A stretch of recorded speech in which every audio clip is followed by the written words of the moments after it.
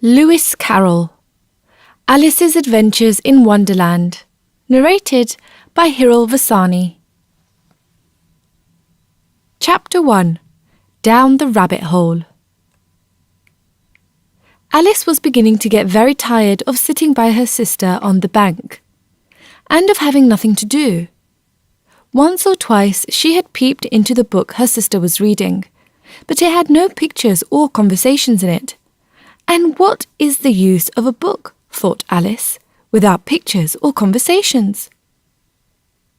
So she was considering in her own mind, as well as she could, for the hot day made her feel very sleepy and stupid, whether the pleasure of making a daisy chain would be worth the trouble of getting up and picking the daisies, when suddenly a white rabbit with pink eyes ran close by her. There was nothing so very remarkable in that, nor did Alice think it so very much out of the way, to hear the rabbit say to itself, oh dear, I shall be late." When she thought it over afterwards, it occurred to her that she ought to have wondered at this, but at the time it all seemed quite natural. But when the rabbit actually took a watch out of its waistcoat pocket and looked at it and then hurried on, Alice started to her feet, for it flashed across her mind that she had never before seen a rabbit with either a waistcoat pocket or a watch to take out of it. And burning with curiosity, she ran across the field after it, and fortunately was just in time to see it pop down a large rabbit hole under the hedge.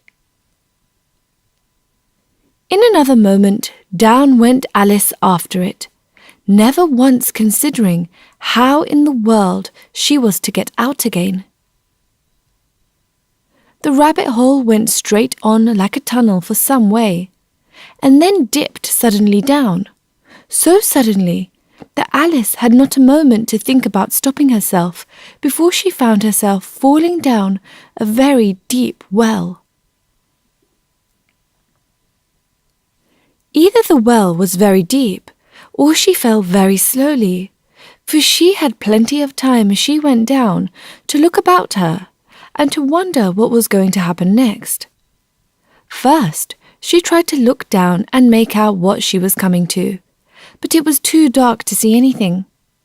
Then she looked at the sides of the well and noticed that they were filled with cupboards and bookshelves. Here and there she saw maps and pictures hung upon pegs. She took down a jar from one of the shelves as she passed. It was labelled Orange Marmalade, but to her great disappointment, it was empty. She did not like to drop the jar for fear of killing somebody, so managed to put it into one of the cupboards as she fell past it. Well, thought Alice to herself, after such a fall as this, I shall think nothing of tumbling downstairs. How brave they'll all think me at home. Why, I wouldn't say anything about it, even if I fell off the top of the house, which was very likely true.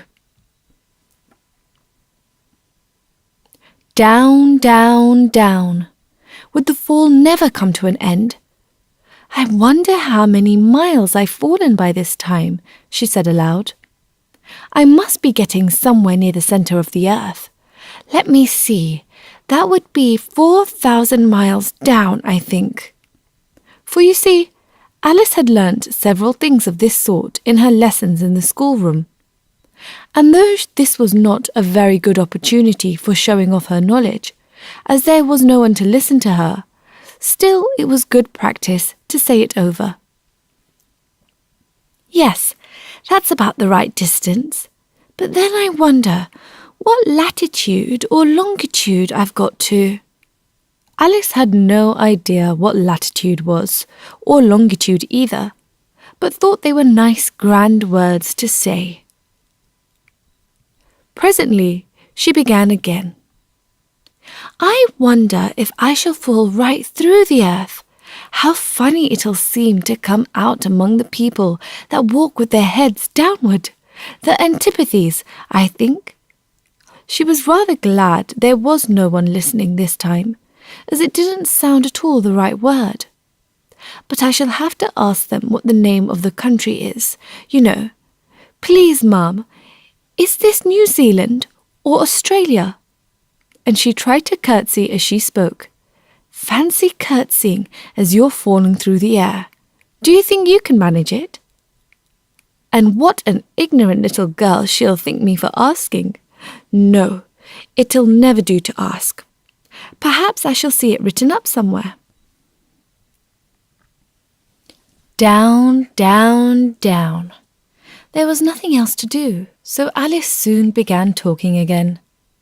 "Dinah'll miss me very much tonight, I should think." Dinah was the cat. "I hope they'll remember her saucer of milk at tea time. Dinah, my dear, I wish you were down here with me. There are no mice in the air, I'm afraid, but you might catch a bat, and that's very like a mouse, you know. But do cats eat bats, I wonder?" And here Alice began to get rather sleepy, and went on saying to herself, in a dreamy sort of way, "Do cats eat bats? Do cats eat bats? And sometimes, do bats eat cats?" For you see, as she couldn't answer either question, it didn't much matter which way she put it. She felt that she was dozing off, and had just begun to dream that she was walking hand in hand with Dinah, and saying to her very earnestly, "Now, Dinah, tell me the truth. Did you ever eat a bat?" When suddenly, thump, thump, down she came upon a heap of sticks and dry leaves, and the fall was over. Alice was not a bit hurt, and she jumped up onto her feet in a moment. She looked up, but it was all dark overhead. Before her was another long passage, and the White Rabbit was still in sight, hurrying down it.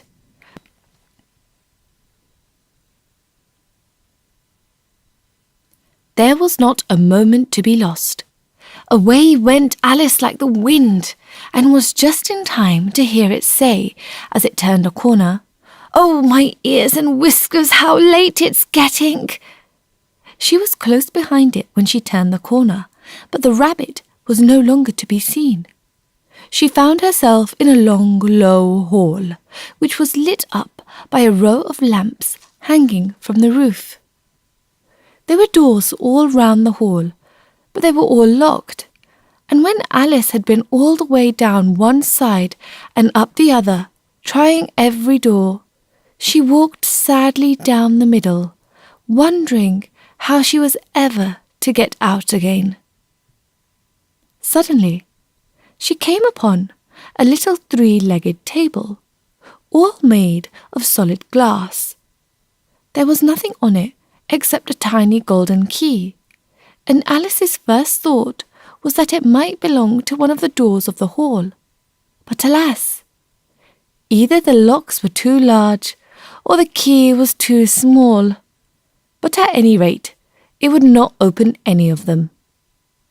However, on the second time round, she came upon a low curtain she had not noticed before, and behind it was a little door about 15 inches high. She tried the little golden key in the lock, and to her great delight, it fitted. Alice opened the door and found that it led into a small passage, not much larger than a rat hole. She knelt down and looked along the passage into the loveliest garden you ever saw. How she longed to get out of that dark hall and wander about among those beds of bright flowers and those cool fountains. But she could not even get her head through the doorway. And even if my head would go through, thought poor Alice, it would be of very little use without my shoulders. Oh, how I wish I could shut up like a telescope. I think I could, if I only knew how to begin. For you see, so many out-of-the-way things had happened lately that Alice had begun to think that very few things indeed were really impossible. There seemed to be no use in waiting by the little door, so she went back to the table, half hoping she might find another key on it, or at any rate a book of rules for shutting people up like telescopes. This time she found a little bottle on it, which certainly was not here before, said Alice. And round the neck of the bottle was a paper label, and the words, "Drink me," beautifully printed on it in large letters. It was all very well to say, "Drink me," but the wise little Alice was not going to do that in a hurry. "No, I'll look first," she said, "and see whether it's marked poison or not." For she had read several nice little histories about children who had got burnt and eaten up by wild beasts and other unpleasant things, all because they would not remember the simple rules their friends had taught them, such as that a red-hot poker will burn you if you hold it too long, and that if you cut your finger very deeply with a knife, it usually bleeds. And she had never forgotten that if you drink much from a bottle marked poison, it is almost certain to disagree with you sooner or later. However, this bottle was not marked poison, so Alice ventured to taste it, and finding it very nice, it had in fact a sort of mixed flavour of cherry tart, custard, pineapple, roast turkey, toffee, and hot buttered toast. She very soon finished it off. "What a curious feeling," said Alice. "I must be shutting up like a telescope." And so it was indeed. She was now only 10 inches high, and her face brightened up at the thought that she was now the right size for going through the little door into that lovely garden. First, however, she waited for a few minutes to see if she was going to shrink any further. She felt a little nervous about this, "For it might end, you know," said Alice to herself, "in my going out altogether, like a candle. I wonder what I should be like then." And she tried to fancy what the flame of a candle is like after the candle is blown out, for she could not remember ever having seen such a thing. After a while, finding that nothing more happened, she decided on going into the garden at once. But alas for poor Alice! When she got to the door, she found she had forgotten the little golden key, and when she went back to the table for it, she found she could not possibly reach it.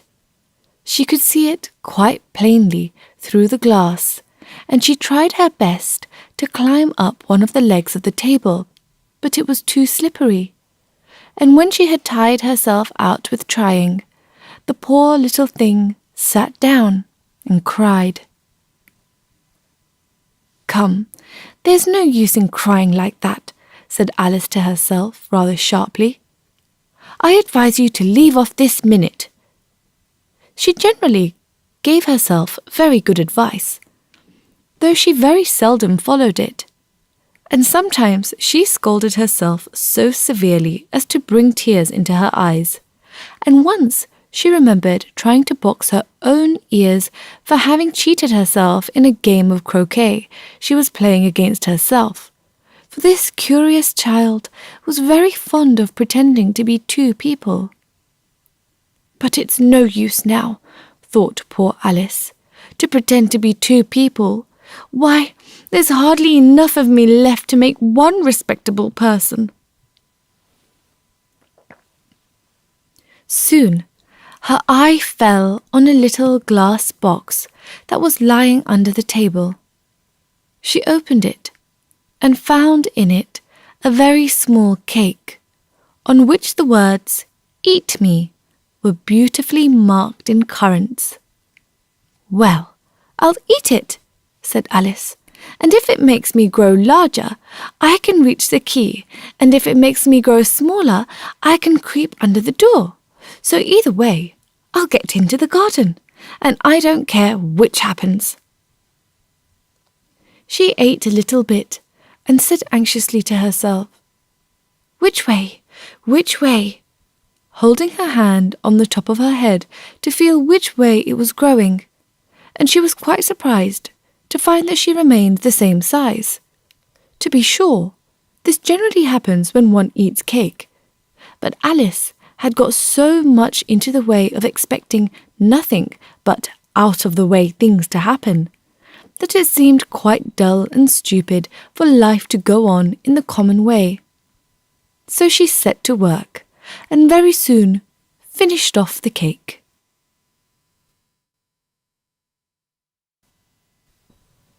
Chapter 2. The Pool of Tears. "Curiouser and curiouser," cried Alice. She was so much surprised that for the moment she quite forgot how to speak good English. "Now I'm opening out like the largest telescope that ever was. Goodbye, feet." For when she looked down at her feet, they seemed to be almost out of sight. They were getting so far off. "Oh, my poor little feet. I wonder who will put on your shoes and stockings for you now, dears. I'm sure I shan't be able. I shall be a great deal far too off to trouble myself about you. You must manage the best way you can. But I must be kind to them," thought Alice. "Or perhaps they won't walk the way I want to go. Let me see. I'll give them a new pair of boots every Christmas." And she went on planning to herself how she would manage it. "They must go by the carrier," she thought, "and how funny it'll seem, sending presents to one's own feet, and how odd the directions will look. Alice's right foot esque, hearthrug, near the fender, with Alice's love. Oh dear, what nonsense I'm talking." Just then her head struck against the roof of the hall. In fact, she was now more than 9 feet high, and she at once took up the little golden key and hurried off to the garden door. Poor Alice! It was as much as she could do, lying down on one side to look through into the garden with one eye, but to get through was more hopeless than ever. She sat down and began to cry again. "You ought to be ashamed of yourself," said Alice. "A great girl like you," she might as well say this, "to go on crying in this way. Stop this moment, I tell you." But she went on all the same, shedding gallons of tears until there was a large pool all around her, about 4 inches deep and reaching half down the hall. After a time, she heard a little pattering of feet in the distance, and she hastily dried her eyes to see what was coming. It was the White Rabbit returning, splendidly dressed, with a pair of white kid gloves in one hand and a large fan in the other. He came trotting along in a great hurry, muttering to himself as he came, "Oh, the Duchess, the Duchess! Oh, won't she be savage if I've kept her waiting?" Alice felt so desperate that she was ready to ask help of anyone. So when the rabbit came near her, she began in a low, timid voice, "If you please, sir." The rabbit started violently, dropped the white kid gloves and the fan, and scurried away into the darkness as hard as he could go. Alice took up the fan and gloves, and as the hall was very hot, she kept fanning herself all the time she went on talking. "Dear, dear, how queer everything is today, and yesterday things went on just as usual. I wonder if I've been changed in the night. Let me think. Was I the same when I got up this morning? I almost think I can remember feeling a little different. But I'm not the same. The next question is, who in the world am I? Ah, that's the great puzzle. And she began thinking over all the children she knew that were of the same age as herself, to see if she could have been changed for any of them. I'm sure I'm not Ada, she said, for her hair grows in such long ringlets, and mine doesn't go in ringlets at all. And I'm sure I can't be Mabel, for I know all sorts of things, and she knows such a very little. Besides, she is she, and I'm I, and, oh dear, how puzzling it all is. I'll try if I know all the things I used to know. Let me see. 4 times 5 is 12, and 4 times 6 is 13, and 4 times 7 is, oh dear, I shall never get to 20 at that rate. However, the multiplication table doesn't signify. Let's try geography. London is the capital of Paris, and Paris is the capital of Rome, and Rome, no, that's all wrong. I'm certain I must have been changed for Mabel. I'll try and say, how doth the little... And she crossed her hands on her lap, as if she were saying lessons, and began to repeat it. But her voice sounded hoarse and strange, and the words did not come the same as they used to do. How doth the little crocodile improve his shining tail, and pour the waters of the Nile on every golden scale? How cheerfully he seems to grin, how neatly spread his claws, and welcome little fishes in with gently smiling jaws. I'm sure those are not the right words, said poor Alice, and her eyes filled with tears again as she went on. I must be Mabel after all, and I shall have to go and live in that poky little house, and have next to no toys to play with, and oh, ever so many lessons to learn. No, I've made up my mind about it. If I'm Mabel, I'll stay down here. It'll be no use their putting their heads down and saying, "Come up again, dear." I shall only look up and say, "Who am I then? Tell me that first, and then, if I like being that person, I'll come up. If not, I'll stay down here till I'm somebody else." But, oh dear, cried Alice, with a sudden burst of tears, I do wish they would put their heads down. I am so very tired of being all alone here. As she said this, she looked down at her hands, and was surprised to see that she had put on one of the rabbit's little white kid gloves while she was talking. How can I have done that? She thought. I must be growing small again. She got up and went to the table to measure herself by it, and found that as nearly as she could guess, she was now about 2 feet high, and was going on shrinking rapidly.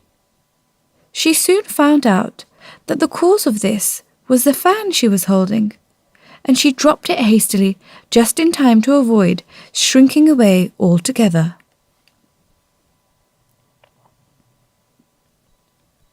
That was a narrow escape, said Alice, a good deal frightened at the sudden change, but very glad to find herself still in existence.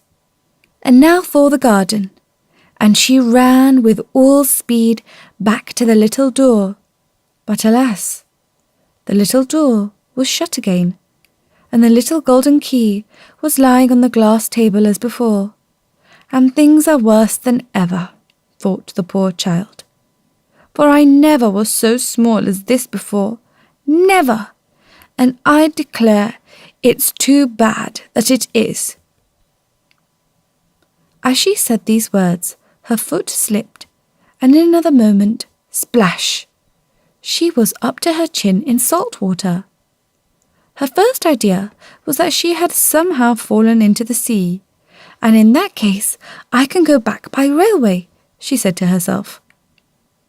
Alice had been to the seaside once in her life, and had come to the general conclusion that wherever you go to on the English coast, you find a number of bathing machines in the sea.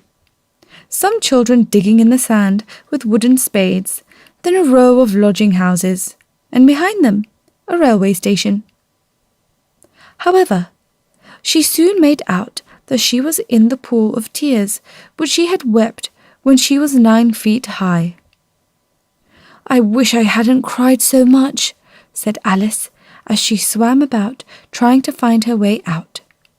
"I shall be punished for it now, I suppose, by being drowned in my own tears. That will be a queer thing, to be sure. However, everything is queer today." Just then, she heard something splashing about in the pool a little way off, and she swam nearer to make out what it was. At first, she thought it must be a walrus or hippopotamus, but then she remembered how small she was now, and she soon made out that it was only a mouse that had slipped in like herself. "Would it be of any use now," thought Alice, "to speak to this mouse? Everything is so out of the way down here that I should think very likely it can talk. At any rate, there's no harm in trying." So she began. "Oh, Mouse, do you know the way out of this pool? I am very tired of swimming about here, oh Mouse." Alice thought this must be the right way of speaking to a mouse. She had never done such a thing before, but she remembered having seen in her brother's Latin grammar, "A mouse, of a mouse, to a mouse, oh mouse." The mouse looked at her rather inquisitively, and seemed to her to wink with one of its little eyes, but it said nothing. "Perhaps it doesn't understand English," thought Alice. "I dare say it's a French mouse, come over with William the Conqueror." For with all her knowledge of history, Alice had no very clear notion how long ago anything had happened. So she began again. "Où est ma chatte?" which was the first sentence in her French lesson book.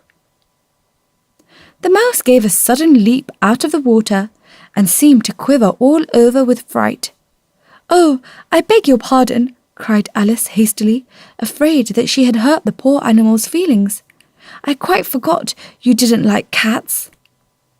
"Not like cats," cried the mouse in a shrill, passionate voice. "Would you like cats if you were me?" "Well, perhaps not," said Alice in a soothing tone. "Don't be angry about it. And yet I wish I could show you our cat, Dinah. I think you'd take a fancy to cats if you could only see her. She is such a dear, quiet thing," Alice went on, half to herself, as she swam lazily about in the pool. "And as she sits purring so nicely by the fire, licking her paws and washing her face, and she is such a nice, soft thing to nurse, and she's such a capital one for catching mice. Oh, I beg your pardon," cried Alice again, for this time the mouse was bristling all over, and she felt certain it must be really offended. "We won't talk about her any more if you'd rather not." "We indeed," cried the mouse, who was trembling down to the end of his tail.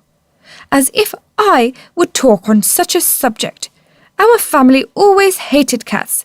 Nasty, low, vulgar things. Don't let me hear the name again." "I won't indeed," said Alice, in a great hurry to change the subject of conversation. Are you fond of dogs?" The mouse did not answer, so Alice went on eagerly. "There is such a nice little dog near our house. I should like to show you. A little bright-eyed terrier, you know, with, oh, such long curly brown hair. and it'll fetch things when you throw them, and it'll sit up and beg for its dinner, and all sorts of things. I can't remember half of them. And it belongs to a farmer, you know, and he says it's so useful. It's worth £100. He says it kills all the rats and, oh dear, cried Alice in a sorrowful tone. I am afraid I've offended it again. For the mouse was swimming away from her as hard as it could go, and making quite a commotion in the pool as it went. So she called softly after it, Mouse, dear, do come back again, and we won't talk about cats or dogs either if you don't like them. When the mouse heard this, it turned round and swam slowly back to her. Its face was quite pale, with passion, Alice thought, and it said in a low, trembling voice, Let us get to the shore, and then I'll tell you my history, and you'll understand why it is I hate cats and dogs. It was high time to go, for the pool was getting quite crowded with the birds and animals that had fallen into it. There were a duck and a dodo, a lory and an eaglet, and several other curious creatures. Alice led the way, and the whole party swam to the shore.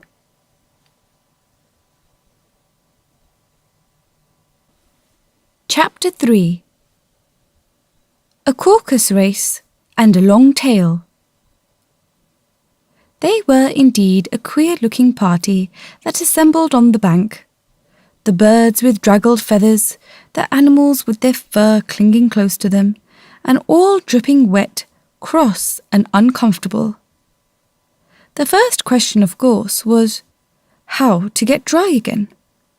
They had a consultation about this, and after a few minutes it seemed quite natural to Alice to find herself talking familiarly with them, as if she had known them all her life. Indeed, she had quite a long argument with the lory, who at last turned sulky and would only say, I am older than you, and must know better. And this Alice would not allow without knowing how old it was. And as the lory positively refused to tell its age, there was no more to be said. At last the mouse, who seemed to be a person of authority among them, called out, Sit down, all of you, and listen to me. I'll soon make you dry enough. They all sat down at once in a large ring, with the mouse in the middle. Alice kept her eyes anxiously fixed on it, for she felt sure she would catch a bad cold if she did not get dry very soon. Ahem, said the mouse, with an important air. Are you all ready? This is the driest thing I know. Silence all round, if you please. William the Conqueror, whose cause was favoured by the Pope, was soon submitted to by the English, who wanted leaders, and had been of late much accustomed to usurpation and conquest. Edward and Morcar, the Earls of Mercia and Northumbria. Ugh, said the lory with a shiver. I beg your pardon, said the mouse, frowning, but very politely. Did you speak? Not I, said the lory hastily. I thought you did, said the mouse. I proceed. Edward and Morcar, the Earls of Mercia and Northumbria, declared for him, and even Stigand, the patriotic Archbishop of Canterbury, found it advisable. Found what? Said the duck. Found it, the mouse replied rather crossly. Of course you know what it means. I know what it means well enough when I find a thing, said the duck. It's generally a frog or a worm. The question is, what did the Archbishop find? The mouse did not notice this question, but hurriedly went on. Found it advisable to go with Edgar Atheling to meet William and offer him the crown. William's conduct at first was moderate, but the insolence of his Normans How are you getting on now, my dear?" it continued, turning to Alice as it spoke. "As wet as ever," said Alice in a melancholy tone. "It doesn't seem to dry me at all." "In that case," said the dodo, solemnly rising to its feet, "I move that the meeting adjourn, for the immediate adoption of more energetic remedies." "Speak English," said the eaglet.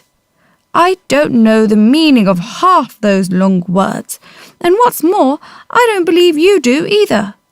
And the eaglet bent down its head to hide a smile. Some of the other birds tittered audibly. "What I was going to say," said the dodo in an offended tone, "was that the best thing to get us dry would be a caucus race." "What is a caucus race?" said Alice, not that she wanted much to know, but the dodo had paused as if it thought that somebody ought to speak, and no one else seemed inclined to say anything. "Why," said the dodo, "the best way to explain it is to do it. And as you might like to try the thing yourself some winter day, I will tell you how the dodo managed it. First, it marked out a race course in a sort of circle. The exact shape doesn't matter, it said. And then all the party were placed along the course, here and there. There was no 1, 2, 3 and away, but they began running when they liked, and left off when they liked, so that it was not easy to know when the race was over. However, when they had been running half an hour or so, and were quite dry again, the dodo suddenly called out, "The race is over!" And they all crowded round it, panting and asking, "But who has won?" This question the dodo could not answer without a great deal of thought, and it sat for a long time with one finger pressed upon its forehead, the position in which you usually see Shakespeare in the pictures of him, while the rest waited in silence. At last the dodo said, "Everybody has won, and all must have prizes." "But who is to give the prizes?" quite a chorus of voices asked. "Why, she, of course," said the dodo, pointing to Alice with one finger, and the whole party at once crowded round her, calling out in a confused way, "Prizes! Prizes!" Alice had no idea what to do, and in despair she put her hand in her pocket and pulled out a box of comfits. Luckily, the salt water had not got into it, and handed them round as prizes. There was exactly one apiece all round. "But she must have a prize herself, you know," said the mouse. "Of course," the dodo replied very gravely. "What else have you got in your pocket?" he went on, turning to Alice. "Only a thimble," said Alice sadly. "Hand it over here," said the dodo.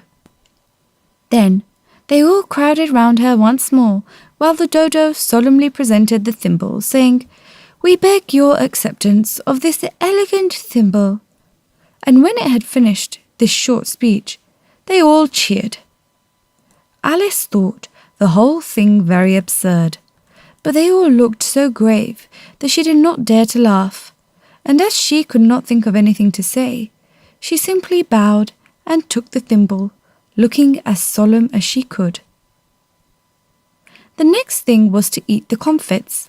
This caused some noise and confusion, as the large birds complained that they could not taste theirs, and the small ones choked and had to be patted on the back.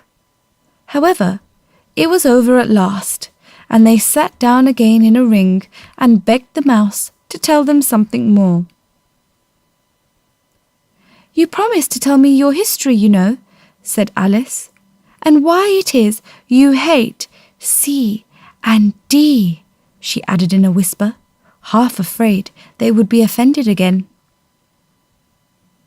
"Mine is a long and sad tale," said the mouse, turning to Alice and sighing. "It is a long tail, certainly," said Alice, looking down with wonder at the mouse's tail. "But why do you call it sad?" And she kept on puzzling about it while the mouse was speaking, so that her idea of the tale was something like this. Fury said to a mouse that he met in the house, "Let us both go to law. I will prosecute you.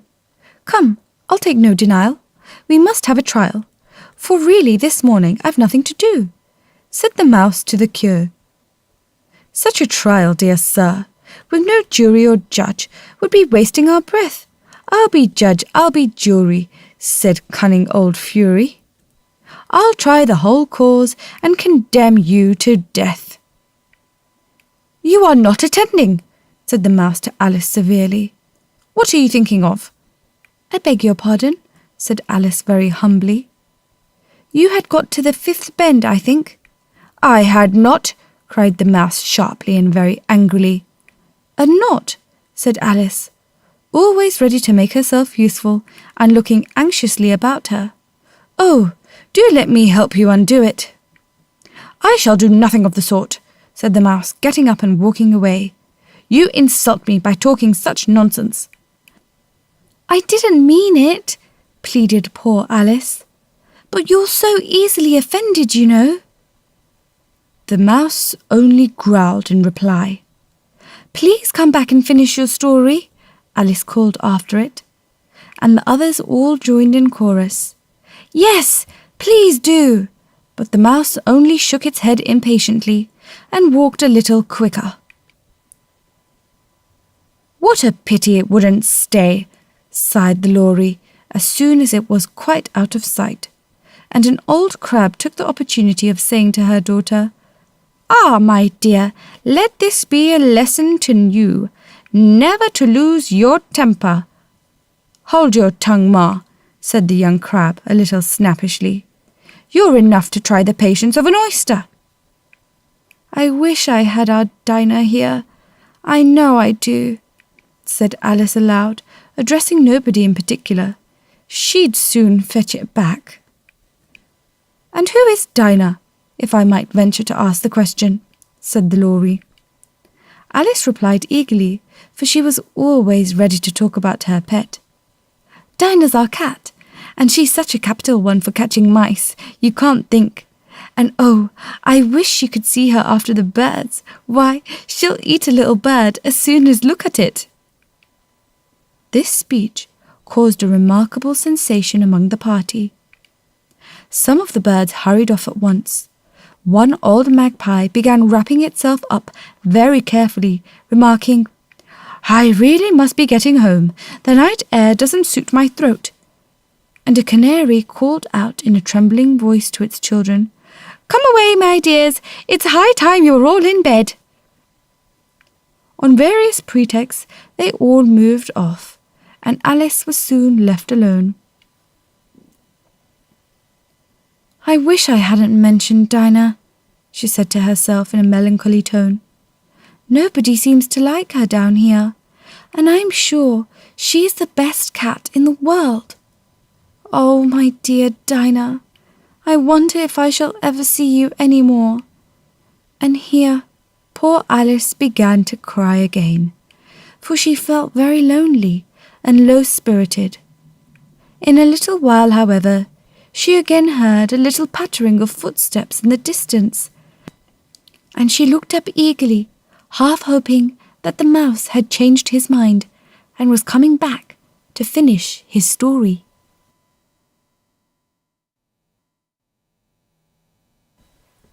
Chapter 4. The Rabbit Sends in a Little Bill. It was the White Rabbit, trotting slowly back again, and looking anxiously about as it went, as if it had lost something. And she heard it muttering to itself, "The Duchess, the Duchess! Oh, my dear paws, oh, my fur and whiskers! She'll get me executed, as sure as ferrets are ferrets. Where can I have dropped them, I wonder?" Alice guessed in a moment that it was looking for the fan and the pair of white kid gloves. and she very good-naturedly began hunting about for them. But they were nowhere to be seen. Everything seemed to have changed since her swim in the pool, and the great hall, with the glass table and the little door, had vanished completely. Very soon the rabbit noticed Alice as she went hunting about, and called out to her in an angry tone. "Why, Mary Ann, what are you doing here? Run home this moment, and fetch me a pair of gloves and a fan, quick now." And Alice was so much frightened that she ran off at once in the direction it pointed to, without trying to explain the mistake it had made. "He took me for his housemaid," she said to herself as she ran. "How surprised he'll be when he finds out who I am. But I'd better take him his fan and gloves, that is, if I can find them." As she said this, she came upon a neat little house, on the door of which was a bright brass plate with the name W. Rabbit engraved upon it. She went in without knocking and hurried upstairs, in great fear lest she should meet the real Mary Ann, and be turned out of the house before she had found the fan and gloves. "How queer it seems," Alice said to herself, "to be going messages for a rabbit. I suppose Dinah'll be sending me messages next." And she began fancying the sort of thing that would happen. "Miss Alice, come here directly and get ready for your walk." "Coming in a minute, nurse, but I've got to see that the mouse doesn't get out." "Only I don't think," Alice went on, "that they'd let Dinah stop in the house if it began ordering people about like that." By this time she had found her way into a tidy little room with a table in the window, and on it, as she had hoped, a fan and 2 or 3 pairs of tiny white kid gloves. She took up the fan and a pair of the gloves and was just going to leave the room when her eye fell upon a little bottle that stood near the looking-glass. There was no label this time with the words "Drink me," but nevertheless she uncorked it and put it to her lips. "I know something interesting is sure to happen," she said to herself, "whenever I eat or drink anything, so I'll just see what this bottle does. I do hope it'll make me grow large again, for really I'm quite tired of being such a tiny little thing." It did so indeed, and much sooner than she had expected. Before she had drunk half the bottle, she found her head pressing against the ceiling and had to stoop to save her neck from being broken. She hastily put down the bottle, saying to herself, "That's quite enough. I hope I shan't grow any more. As it is, I can't get out at the door. I do wish I hadn't drunk quite so much." Alas, it was too late to wish that. She went on growing, and very soon had to kneel down on the floor. In another minute there was not even room for this, and she tried the effect of lying down with one elbow against the door and the other arm curled round her head. Still, she went on growing, and as a last resource, she put one arm out of the window and 1 foot up the chimney, and said to herself, "Now I can do no more. Whatever happens, what will become of me?" Luckily for Alice, the little magic bottle had now had its full effect, and she grew no larger. Still, it was very uncomfortable, and as there seemed to be no sort of chance for her ever getting out of the room again, no wonder she felt unhappy. It was much pleasanter at home, thought poor Alice, when one wasn't always growing larger and smaller and being ordered about by mice and rabbits. I almost wish I hadn't gone down that rabbit hole, and yet, it's rather curious, you know, this sort of life. I do wonder what can have happened to me. When I used to read fairy tales, I fancied that kind of thing never happened, and now, here I am, in the middle of one. There ought to be a book written about me, That there ought. And when I grow up, I'll write one. But I'm grown up now," she added in a sorrowful tone. "At least there's no room to grow up any more here." "But then," thought Alice, "shall I never get any older than I am now? That'll be a comfort, one way, never to be an old woman. But then, always to have lessons to learn. Oh, I shouldn't like that." "Oh, you foolish Alice," she answered herself. "How can you learn lessons in here? Why, there's hardly room for you, and no room at all for any lesson books." And so she went on, taking first one side and then the other, and making quite a conversation of it altogether. But after a few minutes she heard a voice outside, and stopped to listen. "Mary Ann, Mary Ann," said the voice, "fetch me my gloves this moment." Then came a little pattering of feet on the stairs. Alice knew it was the rabbit coming to look for her, and she trembled till she shook the house, quite forgetting that she was now about 1,000 times as large as the rabbit, and had no reason to be afraid of it. Presently the rabbit came up to the door and tried to open it, but as the door opened inwards and Alice's elbow was pressed hard against it, that attempt proved a failure. Alice heard it say to itself, "Then I'll go round and get in at the window." "That you won't," thought Alice, and after waiting till she fancied she heard the rabbit just under the window, she suddenly spread out her hand and made a snatch at the air. She did not get hold of anything, but she heard a little shriek and a fall and a crash of broken glass, from which she concluded that it was just possible it had fallen into a cucumber frame or something of the sort. Next came an angry voice, the rabbit's. "Pat, Pat, where are you?" And then a voice she had never heard before. "Sure then I'm here, digging for apples, your honour." "Digging for apples indeed," said the rabbit angrily. "Here, come and help me out of this." Sound of more broken glass. "Now tell me, Pat, what's that in the window?" "Sure, it's an arm, your honour." He pronounced it arm. "An arm, you goose! Who ever saw one that size? Why, it fills a whole window. Sure it does, your honour. But it's an arm for all that." "Well, it's got no business there. At any rate, go and take it away." There was a long silence after this, and Alice could only hear whispers now and then, such as, "Sure I don't like it, your honour. At all, at all. Do as I tell you, you coward." And at last she spread out her hand again and made another snatch in the air. This time there were 2 little shrieks, and more sounds of broken glass. "What a number of cucumber frames there must be," thought Alice. "I wonder what they'll do next. As for pulling me out of the window, I only wish they could. I'm sure I don't want to stay in here any longer." She waited for some time without hearing anything more.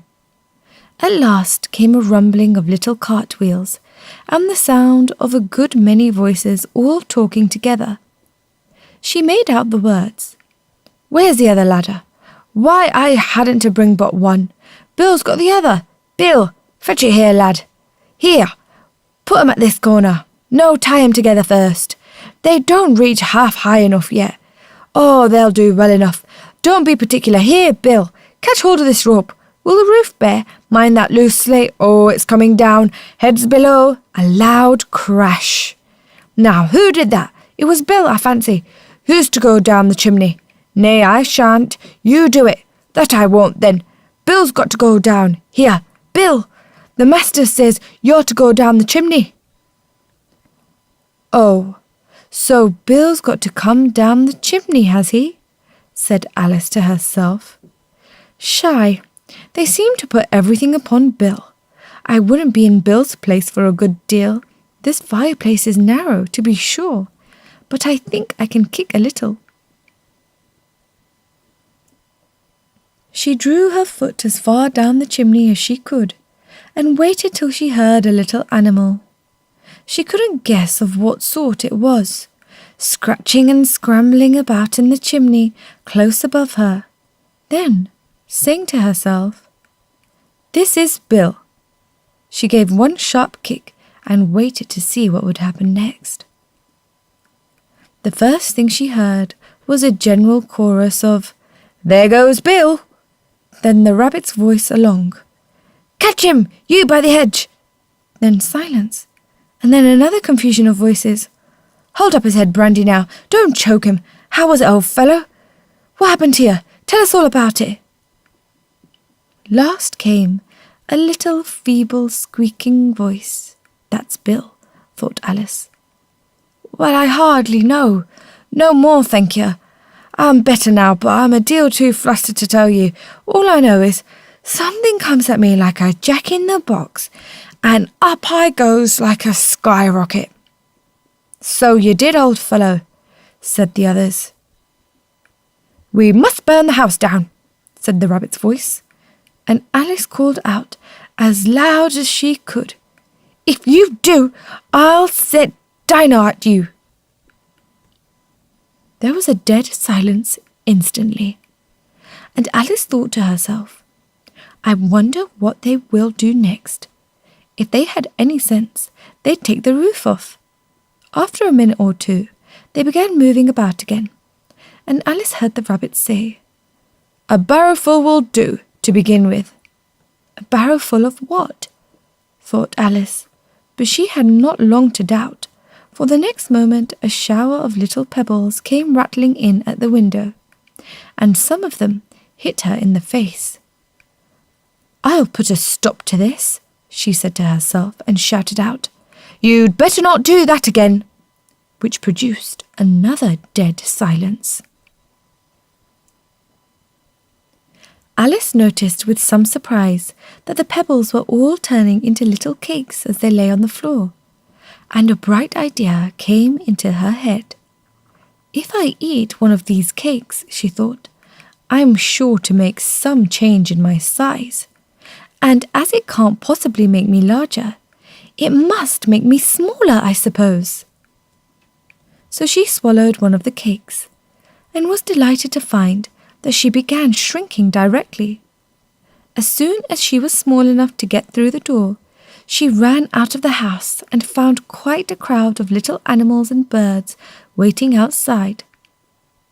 The poor little lizard, Bill, was in the middle, being held up by 2 guinea pigs, who were giving it something out of a bottle. They all made a rush at Alice the moment she appeared, but she ran off as hard as she could and soon found herself in a thick wood. "The first thing I've got to do," said Alice to herself as she wandered about in the wood, "is to grow to my right size again, and the second thing is to find my way into that lovely garden. I think that will be the best plan."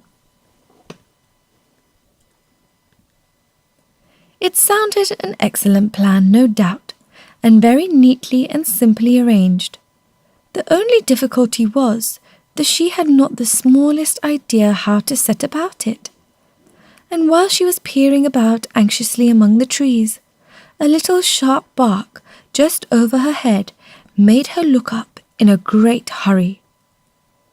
An enormous puppy was looking down at her with large round eyes and feebly stretching out one paw, trying to touch her. "Poor little thing," said Alice in a coaxing tone, and she tried hard to whistle to it, but she was terribly frightened all the time at the thought that it might be hungry, in which case it would be very likely to eat her up in spite of all her coaxing. Hardly knowing what she did, she picked up a little bit of stick and held it out to the puppy, whereupon the puppy jumped into the air off all its feet at once with a yelp of delight and rushed at the stick and made believe to worry it. Then Alice dodged behind a great thistle to keep herself from being run over. And the moment she appeared on the other side, the puppy made another rush at the stick and tumbled head over heels in its hurry to get hold of it. Then Alice, thinking it was very like having a game of play with a cart horse, and expecting every moment to be trampled under its feet, ran round the thistle again.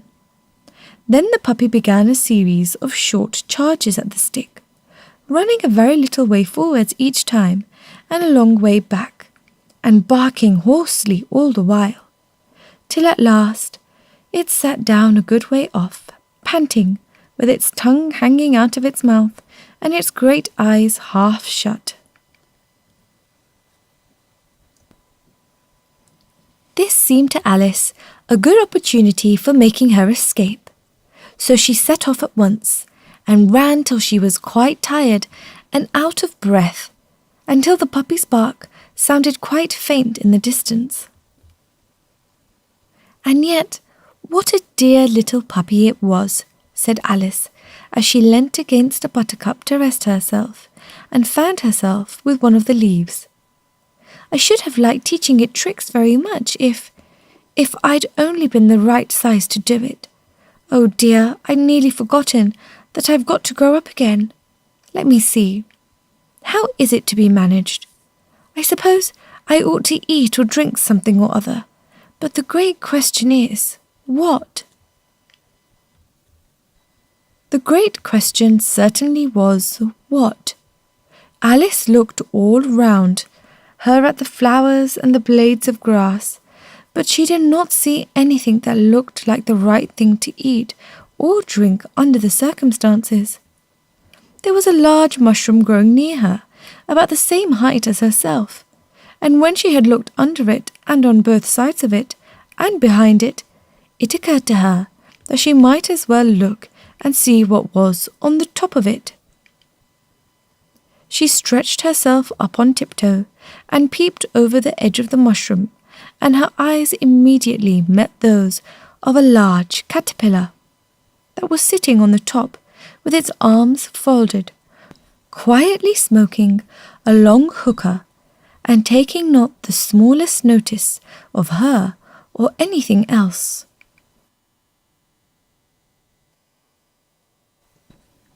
Chapter 5. Advice from a Caterpillar. The caterpillar and Alice looked at each other for some time in silence. At last the caterpillar took the hookah out of its mouth and addressed her in a languid, sleepy voice.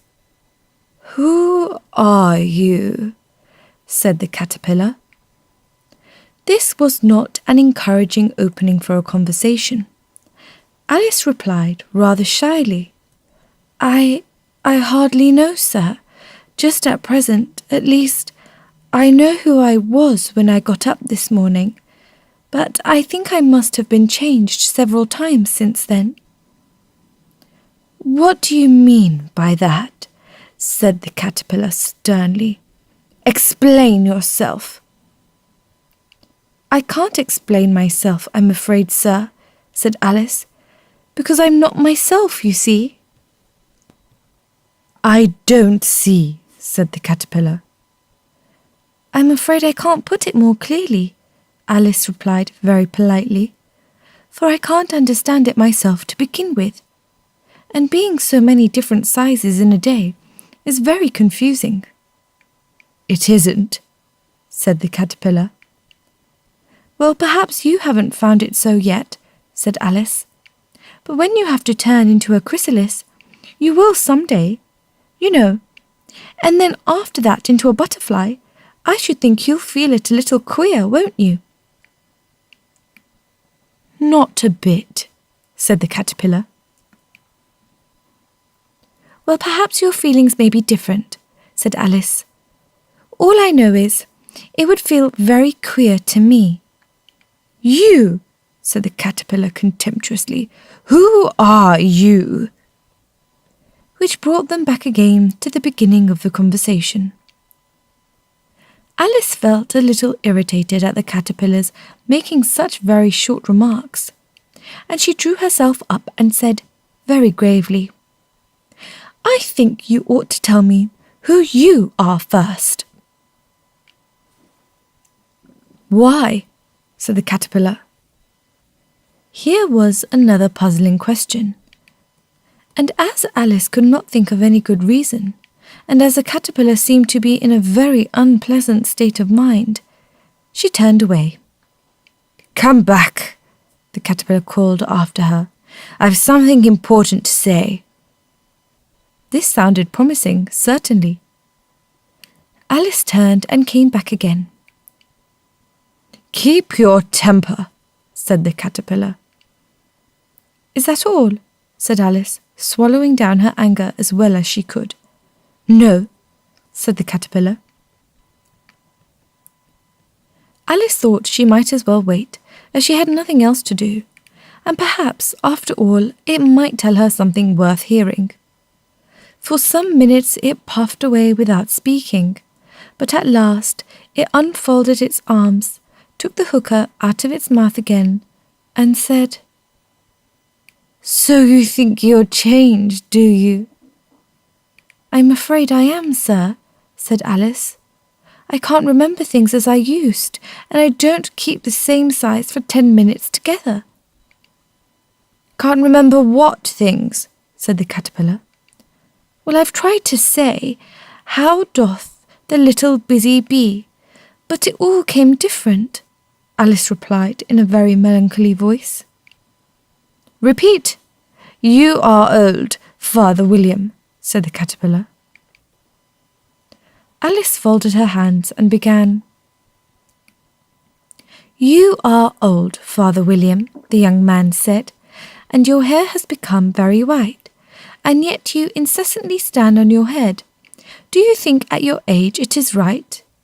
"In my youth," Father William replied to his son, "I feared it might injure the brain, but now that I am perfectly sure I have none, why, I do it again and again." "You are old," said the youth, "as I mentioned before, and have grown most uncommonly fat. Yet you turned a back somersault in at the door. Pray, what is the reason of that?" "In my youth," said the sage, as he shook his grey locks, "I kept all my limbs very supple, by the use of this ointment, 1 shilling the box. Allow me to sell you a couple?" "You are old," said the youth, "and your jaws are too weak for anything tougher than suet, yet you finished the goose with the bones and the beak. Pray, how did you manage to do it?"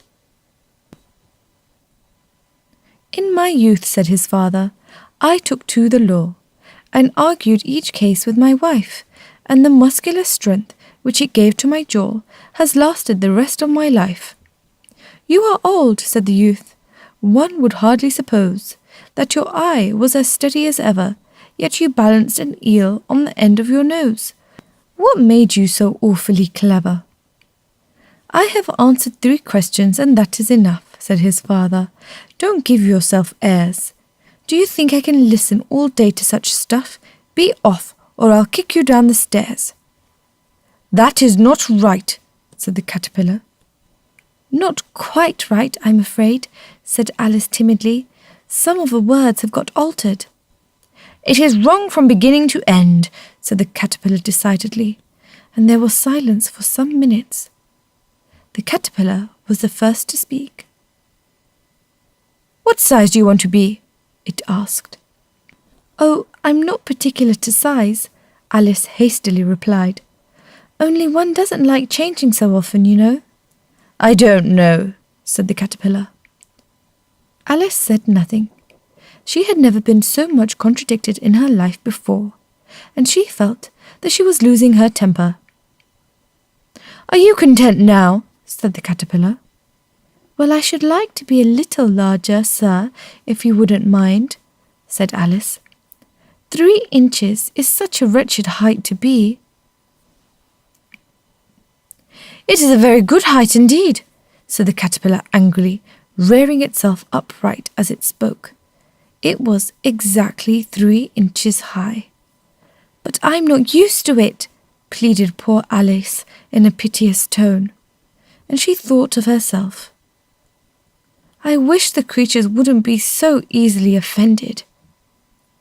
"You'll get used to it in time," said the caterpillar, and it put the hookah into its mouth and began smoking again. This time, Alice waited patiently until it chose to speak again. In a minute or two, the caterpillar took the hookah out of its mouth and yawned once or twice and shook itself. Then it got down off the mushroom and crawled away in the grass, merely remarking as it went, "One side will make you grow taller and the other side will make you grow shorter." "One side of what? The other side of what?" thought Alice to herself. "Of the mushroom," said the caterpillar, just as if she had asked it aloud, and in another moment it was out of sight. Alice remained looking thoughtfully at the mushroom for a minute, trying to make out which were the two sides of it, and as it was perfectly round, she found this a very difficult question. However, at last she stretched her arms round it as far as they would go, and broke off a bit of the edge with each hand. "And now which is which?" she said to herself, and nibbled a little of the right hand bit to try the effect. The next moment she felt a violent blow underneath her chin. It had struck her foot.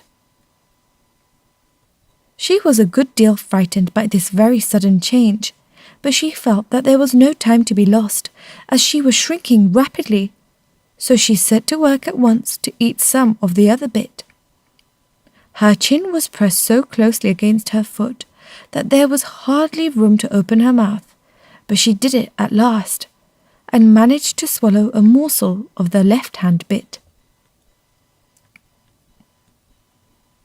"Come, my head's free at last," said Alice in a tone of delight, which changed into alarm in another moment, when she found that her shoulders were nowhere to be found. All she could see when she looked down was an immense length of neck, which seemed to rise like a stalk out of a sea of green leaves that lay far below her. "What can all that green stuff be?" said Alice. "And where have my shoulders got to? And oh, my poor hands! How is it I can't see you?" She was moving them about as she spoke, but no result seemed to follow, except a little shaking among the distant green leaves. As there seemed to be no chance of getting her hands up to her head, she tried to get her head down to them, and was delighted to find that her neck would bend about easily in any direction, like a serpent. She had just succeeded in curving it down into a graceful zigzag, and was going to dive in among the leaves, which she found to be nothing but the tops of trees under which she had been wandering, when a sharp hiss made her draw back in a hurry. A large pigeon had flown into her face and was beating her violently with its wings. "Serpent!" screamed the pigeon. "I'm not a serpent," said Alice indignantly. "Let me alone." "Serpent, I say again," repeated the pigeon, but in a more subdued tone, and added with a kind of sob, "I've tried every way, and nothing seems to suit them." "I haven't the least idea what you're talking about," said Alice. "I've tried the roots of trees, and I've tried banks, and I've tried hedges," the pigeon went on, without attending to her. "But those serpents, there's no pleasing them." Alice was more and more puzzled, but she thought there was no use in saying anything more till the pigeon had finished. "As if it wasn't trouble enough hatching the eggs," said the pigeon. "But I must be on the lookout for serpents night and day. Why, I haven't had a wink of sleep these 3 weeks. "I'm very sorry you've been annoyed," said Alice, who was beginning to see its meaning.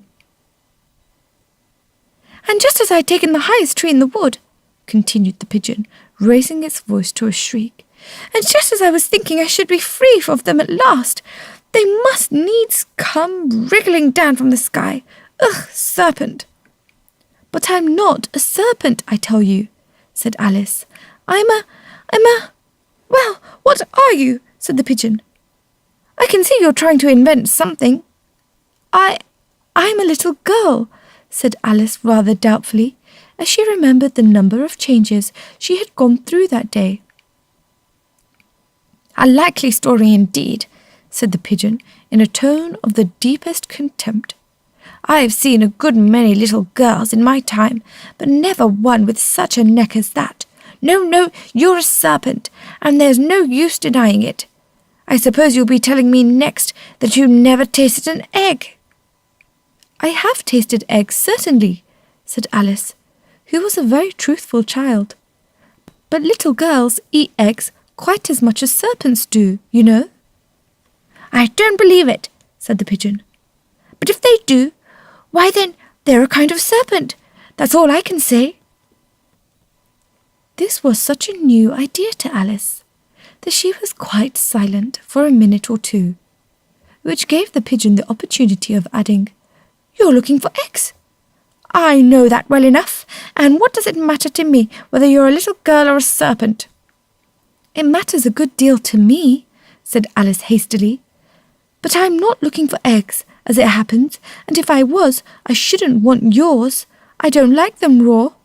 "Well, be off then," said the pigeon in a sulky tone, as it settled down again into its nest.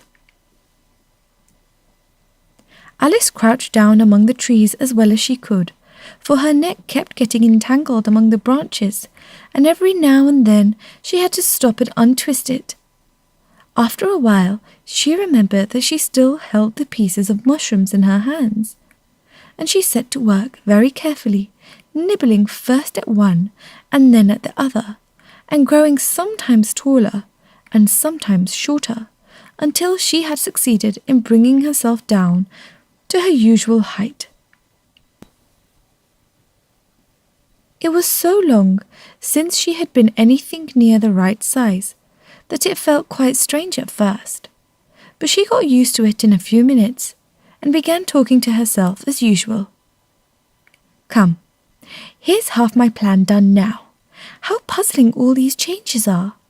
I'm never sure what I'm going to be from one minute to another. However, I've got back to my right size. The next thing is to get into that beautiful garden. How is that to be done, I wonder?" As she said this, she came suddenly upon an open place, with a little house in it about 4 feet high. "Whoever lives there," thought Alice. "It'll never do to come upon them this size. Why, I should frighten them out of their wits." So she began nibbling at the right-hand bit again, and did not venture to go near the house till she had brought herself down to 9 inches high.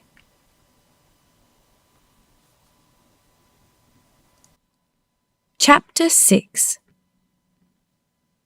Pig and Pepper. For a minute or two, she stood looking at the house and wondering what to do next, when suddenly a footman in livery came running out of the wood. She considered him to be a footman because he was in livery. Otherwise, judging by his face only, she would have called him a fish, and rapped loudly at the door with his knuckles.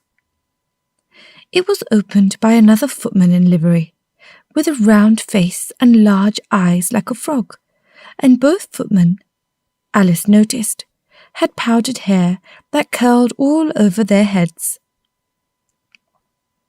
She felt very curious to know what it was all about, and crept a little way out of the wood to listen. The fish footman began by producing from under his arm a great letter, nearly as large as himself, and this he handed over to the other, saying in a solemn tone, "For the Duchess, an invitation from the Queen to play croquet." The frog footman repeated in the same solemn tone, only changing the order of the words a little, "From the Queen, an invitation for the Duchess to play croquet." Then they both bowed low, and their curls got entangled together. Alice laughed so much at this that she had to run back into the wood for fear of their hearing her. And when she next peeped out, the fish footman was gone, and the other was sitting on the ground near the door, staring stupidly up into the sky. Alice went timidly up to the door and knocked. "There's no sort of use in knocking," said the footman, "and that for 2 reasons. First, because I'm on the same side of the door as you are. Secondly, because they're making such a noise inside, no one could possibly hear you."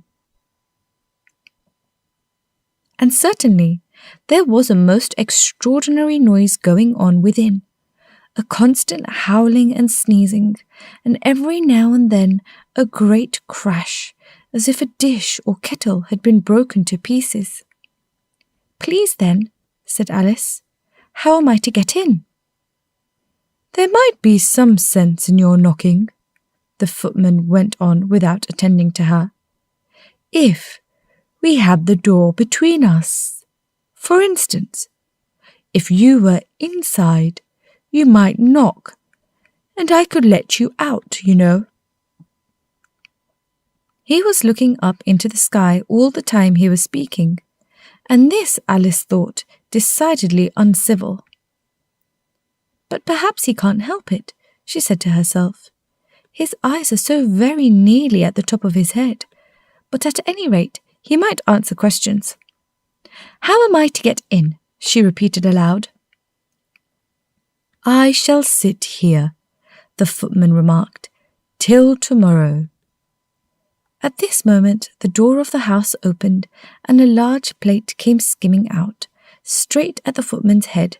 It just grazed his nose and broke to pieces against one of the trees behind him. "Or next day, maybe," the footman continued in the same tone, exactly as if nothing had happened. "How am I to get in?" asked Alice again in a louder tone. "Are you to get in at all?" said the footman. "That's the first question, you know." It was no doubt. Only Alice did not like to be told so. "It's really dreadful," she muttered to herself, "the way all the creatures argue. It's enough to drive one crazy." The footman seemed to think this a good opportunity for repeating his remark with variations. "I shall sit here," he said, "on and off for days and days." "But what am I to do?" said Alice. "Anything you like," said the footman, and began whistling. "Oh, there's no use in talking to him," said Alice desperately. "He's perfectly idiotic." And she opened the door and went in. The door led right into a large kitchen, which was full of smoke from one end to the other. The Duchess was sitting on a 3-legged stool in the middle, nursing a baby. The cook was leaning over the fire, stirring a large cauldron which seemed to be full of soup.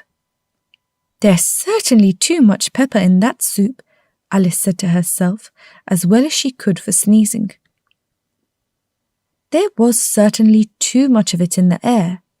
Even the Duchess sneezed occasionally, and as for the baby, it was sneezing and howling alternately, without a moment's pause. The only things in the kitchen that did not sneeze were the cook and a large cat which was sitting on the hearth and grinning from ear to ear. "Please, would you tell me," said Alice a little timidly, for she was not quite sure whether it was good manners for her to speak first, "why your cat grins like that?" "It's a Cheshire cat," said the Duchess, "and that's why. Pig." She said the last word with such sudden violence that Alice quite jumped, but she saw in another moment that it was addressed to the baby and not to her, so she took courage and went on again. "I didn't know that Cheshire cats always grinned. In fact, I didn't know that cats could grin." "They all can," said the Duchess, "and most of 'em do." "I don't know of any that do," Alice said very politely, feeling quite pleased to have got into a conversation. "You don't know much," said the Duchess, "and that's a fact." Alice did not at all like the tone of this remark, and thought it would be as well to introduce some other subject of conversation. While she was trying to fix on one, the cook took the cauldron of soup off the fire and at once set to work, throwing everything within her reach at the Duchess and the baby. The fire irons came first, then followed a shower of saucepans, plates, and dishes. The Duchess took no notice of them even when they hit her, and the baby was howling so much already that it was quite impossible to say whether the blows hurt it or not. "Oh, please mind what you're doing," cried Alice, jumping up and down in an agony of terror. "Oh, there goes his precious nose," as an unusually large saucepan flew close by it and very nearly carried it off. "If everybody minded their own business," the Duchess said in a hoarse growl, "the world would go round a deal faster than it does." "Which would not be an advantage," said Alice, who felt very glad to get an opportunity of showing off a little of her knowledge. "Just think of what work it would make with the day and night. You see, the earth takes 24 hours to turn round on its axis." "Talking of axis," said the Duchess, "chop off her head." Alice glanced rather anxiously at the cook to see if she meant to take the hint, but the cook was busily stirring the soup and seemed not to be listening, so she went on again. 24 hours, I think, or is it 12? Oh, don't bother me," said the Duchess. "I could never abide figures." And with that, she began nursing her child again, singing a sort of lullaby to it as she did so, and giving it a violent shake at the end of every line. "Speak roughly to your little boy, and beat him when he sneezes. He only does it to annoy, because he know it teases." In which the cook and the baby joined. "Wow, wow, wow." While the Duchess sang the second verse of the song, she kept tossing the baby violently up and down, and the poor little thing howled so that Alice could hardly hear the words. "I speak severely to my boy, I beat him when he sneezes, for he can thoroughly enjoy the pepper when he pleases. Wow, wow, wow." "Here, you may nurse it a bit if you like," the Duchess said to Alice, flinging the baby at her as she spoke. "I must go and get ready to play croquet with the Queen," and she hurried out of the room. The cook threw a frying pan after her as she went out, but it just missed her. Alice caught the baby with some difficulty, as it was a queer-shaped little creature, and held out its arms and legs in all directions. "Just like a starfish," thought Alice. The poor little thing was snorting like a steam engine when she caught it, and kept doubling itself up and straightening itself out again, so that altogether, for the first minute or two, it was as much as she could do to hold it. As soon as she had made out the proper way of nursing it, which was to twist it up into a sort of knot, and then keep tight hold of its right ear and left foot so as to prevent its undoing itself, she carried it out into the open air. "If I don't take this child away with me," thought Alice, "they're sure to kill it in a day or two. Wouldn't it be murder to leave it behind?" She said the last words out loud, and the little thing grunted in reply. It had left off sneezing by this time. "Don't grunt," said Alice. "That's not at all a proper way of expressing yourself." The baby grunted again, and Alice looked very anxiously into its face to see what was the matter with it. There could be no doubt that it had a very turn-up nose, much more like a snout than a real nose. Also, its eyes were getting extremely small for a baby. Altogether, Alice did not like the look of the thing at all. But perhaps it was only sobbing, she thought, and looked into its eyes again to see if there were any tears. No, there were no tears. If you're going to turn into a pig, my dear, said Alice seriously, I'll have nothing more to do with you. Mind now. The poor little thing sobbed again, or grunted, it was impossible to say which, and they went on for some while in silence. Alice was just beginning to think to herself, now what am I to do with this creature when I get home? When it grunted again, so violently that she looked down into its face in some alarm. This time there could be no mistake about it. It was neither more nor less than a pig, and she felt that it would be quite absurd for her to carry it further.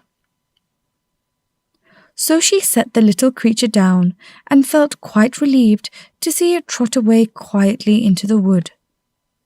If it had grown up, she said to herself, it would have made a dreadfully ugly child, but it makes rather a handsome pig, I think. And she began thinking over other children she knew, who might do very well as pigs, and was just saying to herself, if one only knew the right way to change them. When she was a little startled by seeing the Cheshire Cat sitting on a bough of a tree a few yards off. The cat only grinned when it saw Alice. It looked good-natured, she thought. Still it had very long claws and a great many teeth, so she felt that it ought to be treated with respect. Cheshire Puss, she began, rather timidly, as she did not at all know whether it would like the name. However, it only grinned a little wider. Come, it's pleased so far, thought Alice, and she went on. Would you tell me, please, which way I ought to go from here? That depends on a good deal on where you want to get to, said the cat. I don't much care where, said Alice. Then it doesn't matter which way you go, said the cat. So long as I get somewhere, Alice added as an explanation. Oh, you're sure to do that, said the cat, if you only walk long enough. Alice felt that this could not be denied, so she tried another question. What sort of people live about here? In that direction, the cat said, waving its right paw round, lives a hatter, and in that direction, waving the other paw, lives a March hare. Visit either you like, they're both mad. But I don't want to go among mad people, Alice remarked. Oh, you can't help that, said the cat. We're all mad here. I'm mad, you're mad. How do you know I'm mad? Said Alice. You must be, said the cat, or you wouldn't have come here. Alice didn't think that proved it at all. However, she went on. And how do you know that you're mad? To begin with, said the cat, a dog's not mad. You grant that? I suppose so, said Alice. Well then, the cat went on, you see, a dog growls when it's angry and wags its tail when it's pleased. Now I growl when I'm pleased and wag my tail when I'm angry. Therefore, I'm mad. I call it purring, not growling, said Alice. Call it what you like, said the cat. Do you play croquet with the Queen today? I should like it very much, said Alice, but I haven't been invited yet. You'll see me there, said the cat, and vanished. Alice was not much surprised at this. She was getting so used to queer things happening. While she was looking at the place where it had been, it suddenly appeared again. By the by, what became of the baby? Said the cat. I nearly forgotten to ask. It turned into a pig, Alice quietly said, just as if it had come back in a natural way. I thought it would, said the cat, and vanished again. Alice waited a little, half expecting to see it again, but it did not appear, and after a minute or two she walked on in the direction in which the March Hare was said to live. I've seen hatters before, she said to herself. The March Hare will be much the most interesting, and perhaps, as this is May, it won't be raving mad, at least not so mad as it was in March.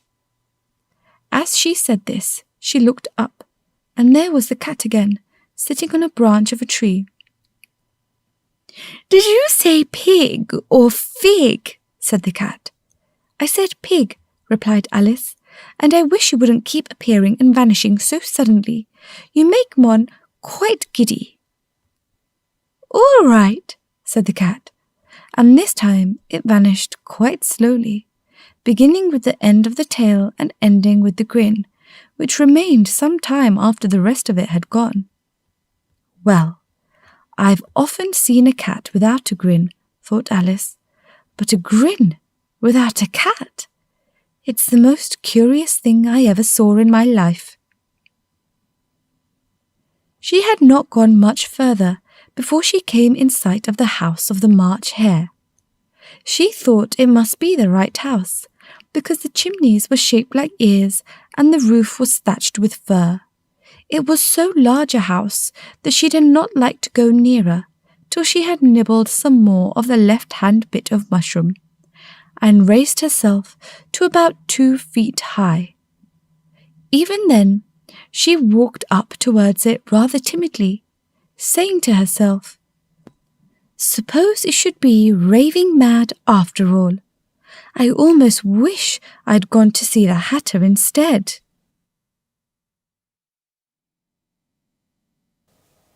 Chapter 7. A Mad Tea Party.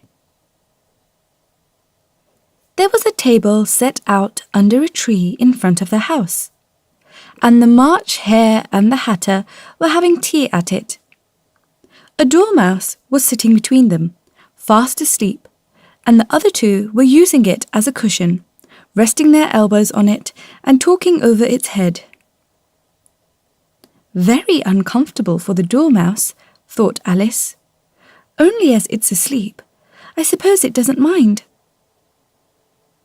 The table was a large one, but the three were all crowded together at one corner of it. No room, they cried out when they saw Alice coming. There's plenty of room, said Alice indignantly, and she sat down in a large armchair at one end of the table. Have some wine, the March Hare said in an encouraging tone. Alice looked all round the table, but there was nothing on it but tea. I don't see any wine, she remarked. There isn't any, said the March Hare. Then it wasn't very civil of you to offer it, said Alice angrily. It wasn't very civil of you to sit down without being invited, said the March Hare. I didn't know it was your table, said Alice. It's laid for a great many more than 3. Your hair wants cutting, said the Hatter. He had been looking at Alice for some time with great curiosity, and this was his first speech. You should learn not to make personal remarks, Alice said with some severity. It's very rude. The Hatter opened his eyes very wide on hearing this, but all he said was, Why is a raven like a writing desk? Come, we shall have some fun now. I'm glad they've begun asking riddles. I believe I can guess that, she added aloud. Do you mean you think you can find out the answer to it? Said the March Hare. Exactly so, said Alice. Then you should say what you mean, the March Hare went on. I do, Alice hastily replied, At least I mean what I say. That's the same thing, you know." "Not the same thing a bit," said the Hatter. "You might just as well say that 'I see what I eat' is the same thing as 'I eat what I see.'" "You might just as well say," added the March Hare, "that 'I like what I get' is the same thing as 'I get what I like.'" "You might just as well say," added the Dormouse, who seemed to be talking in his sleep, "that 'I breathe when I sleep' is the same thing as 'I sleep when I breathe.'" "It is the same thing with you," said the Hatter. And here the conversation dropped, and the party sat silent for a minute, while Alice thought over all she could remember about ravens and writing desks, which wasn't much. The Hatter was the first to break the silence. "What day of the month is it?" he said, turning to Alice. He had taken his watch out of his pocket and was looking at it uneasily, shaking it every now and then and holding it to his ear. Alice considered a little and then said, "The 4th. "2 days wrong," sighed the Hatter. "I told you butter wouldn't suit the works," he added, looking angrily at the March Hare. "It was the best butter," the March Hare meekly replied. "Yes, but some crumbs must have got in as well," the Hatter grumbled. "You shouldn't have put it in with the bread knife." The March Hare took the watch and looked at it gloomily. Then he dipped it into his cup of tea and looked at it again. But he could think of nothing better to say than his first remark. "It was the best butter, you know." Alice had been looking over his shoulder with some curiosity. "What a funny watch," she remarked. "It tells the day of the month and doesn't tell what o'clock it is." "Why should it?" muttered the Hatter. "Does your watch tell you what year it is?" "Of course not," Alice replied very readily. "But that's because it stays the same year for such a long time together." "Which is just the case with mine," said the Hatter. Alice felt dreadfully puzzled. The Hatter's remark seemed to have no sort of meaning in it, and yet it was certainly English. "I don't quite understand you," she said, as politely as she could. "The Dormouse is asleep again," said the Hatter, and he poured a little hot tea upon its nose.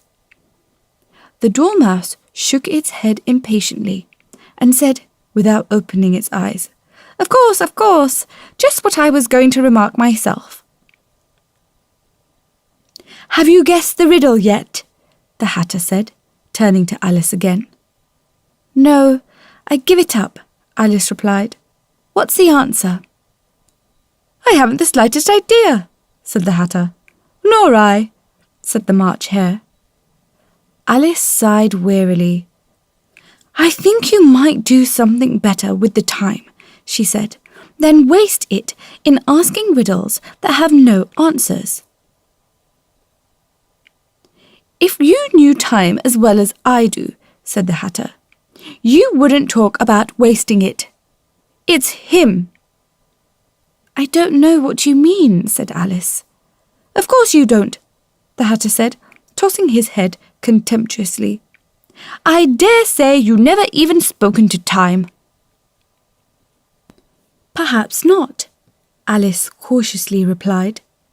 "But I know I have to beat time when I learn music." "Ah, that accounts for it," said the Hatter. "He won't stand beating." "Now, if you only kept on good terms with him, he'd do almost anything you liked with the clock. For instance, suppose it were 9 o'clock in the morning, just time to begin lessons.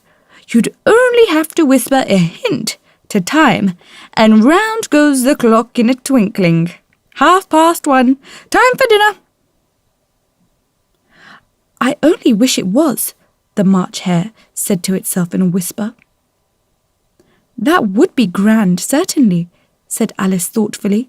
But then I shouldn't be hungry for it, you know.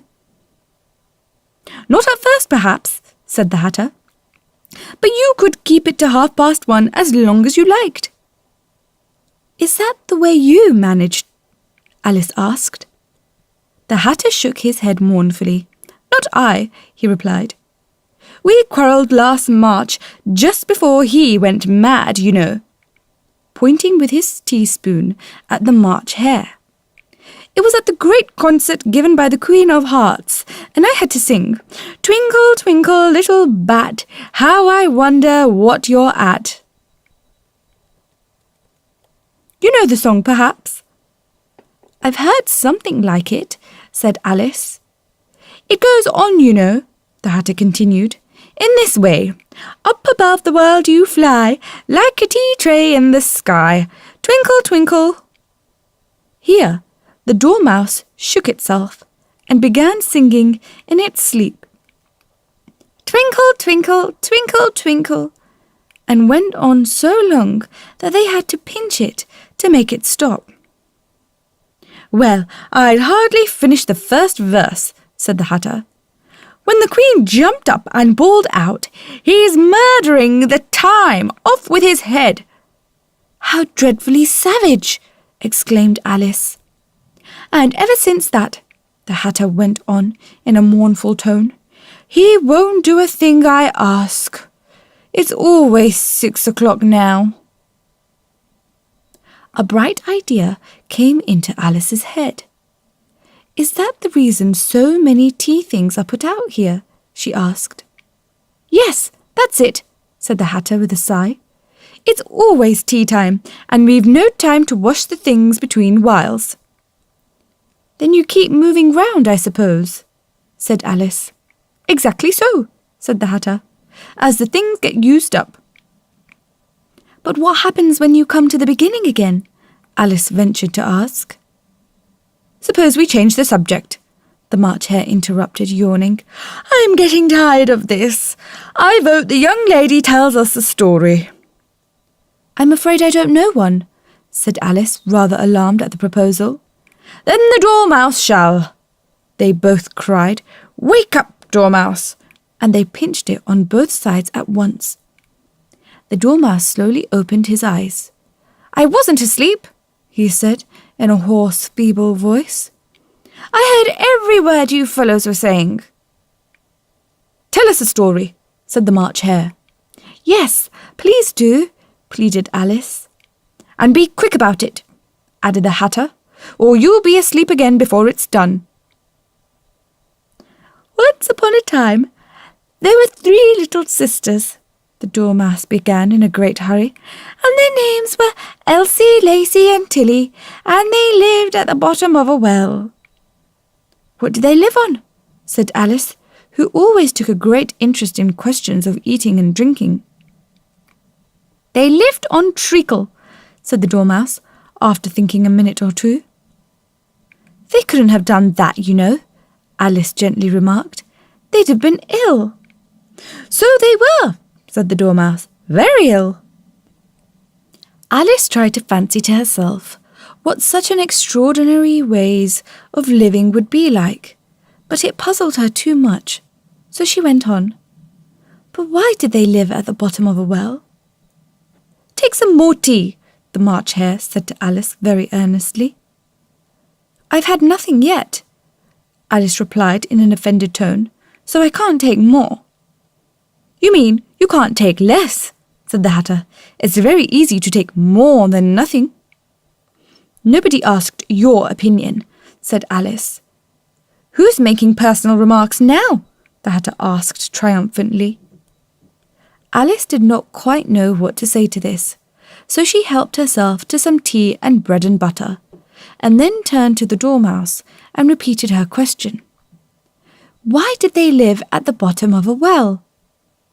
The Dormouse again took a minute or two to think about it, and then said, It was a treacle well. There's no such thing. Alice was beginning very angrily. but the Hatter and the March Hare went shh, shh, and the Dormouse sulkily remarked, "If you can't be civil, you'd better finish the story for yourself." "No, please go on," Alice said very humbly. "I won't interrupt again. I dare say there may be one." "One indeed," said the Dormouse indignantly. However, he consented to go on. "And so these three little sisters, they were learning to draw, you know." "What did they draw?" said Alice, quite forgetting her promise. "Treacle," said the Dormouse, without considering at all this time. "I want to clean up," interrupted the Hatter. "Let's all move one place on." He moved on as he spoke, and the Dormouse followed him. The March Hare moved into the Dormouse's place, and Alice, rather unwillingly, took the place of the March Hare. The Hatter was the only one who got any advantage from the change, and Alice was a good deal worse off than before, as the March Hare had just upset the milk jug into his plate. Alice did not wish to offend the Dormouse again, so she began very cautiously. "But I don't understand. Where did they draw the treacle from?" "You can draw water out of a water well," said the Hatter. "So I should think you could draw treacle out of a treacle well, hey, stupid?" "But they were in the well," Alice said to the Dormouse, not choosing to notice this last remark. "Of course they were," said the Dormouse. "Well in." This answer so confused poor Alice that she let the Dormouse go on for some time without interrupting it. "They were learning to draw," the Dormouse went on, yawning and rubbing its eyes, for it was getting very sleepy. "And they drew all manner of things, everything that begins with an M." "Why an M?" said Alice. "Why not?" said the March Hare. Alice was silent. The Dormouse had closed its eyes by this time and was going off into a doze, but on being pinched by the Hatter, it woke up again with a little shriek and went on. "That begins with an M, such as mousetraps and the moon and memory and muchness. You know, you say things are much of madness. Did you ever see such a thing as a drawing of muchness?" "Really, now you ask me," said Alice, very much confused. "I don't think—" "Then you shouldn't talk," said the Hatter. This piece of rudeness was more than Alice could bear. She got up in great disgust and walked off. The Dormouse fell asleep instantly, and neither of the others took the least notice of her going, though she looked back once or twice, half hoping that they would call after her. The last time she saw them, they were trying to put the Dormouse into the teapot. "At any rate, I'll never go there again," said Alice, as she picked her way through the wood. "It's the stupidest tea party I ever was at in all my life." Just as she said this, she noticed that one of the trees had a door leading right into it. "That's very curious," she thought. "But everything's curious today. I think I may as well go in at once." And in she went. Once more she found herself in the long hall, and close to the little glass table. "Now, I'll manage better this time," she said to herself, and began by taking the little golden key and unlocking the door that led into the garden. Then she went to work nibbling at the mushroom. She had kept a piece of it in her pocket, till she was about a foot high.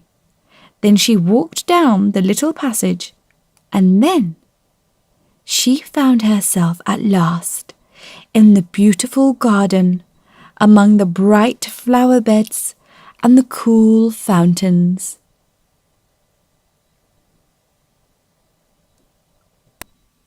Chapter 8.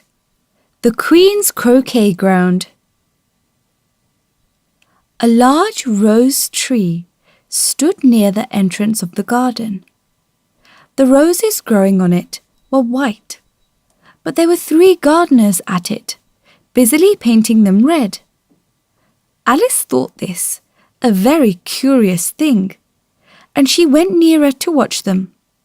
And just as she came up to them, she heard one of them say, "Look out now, 5!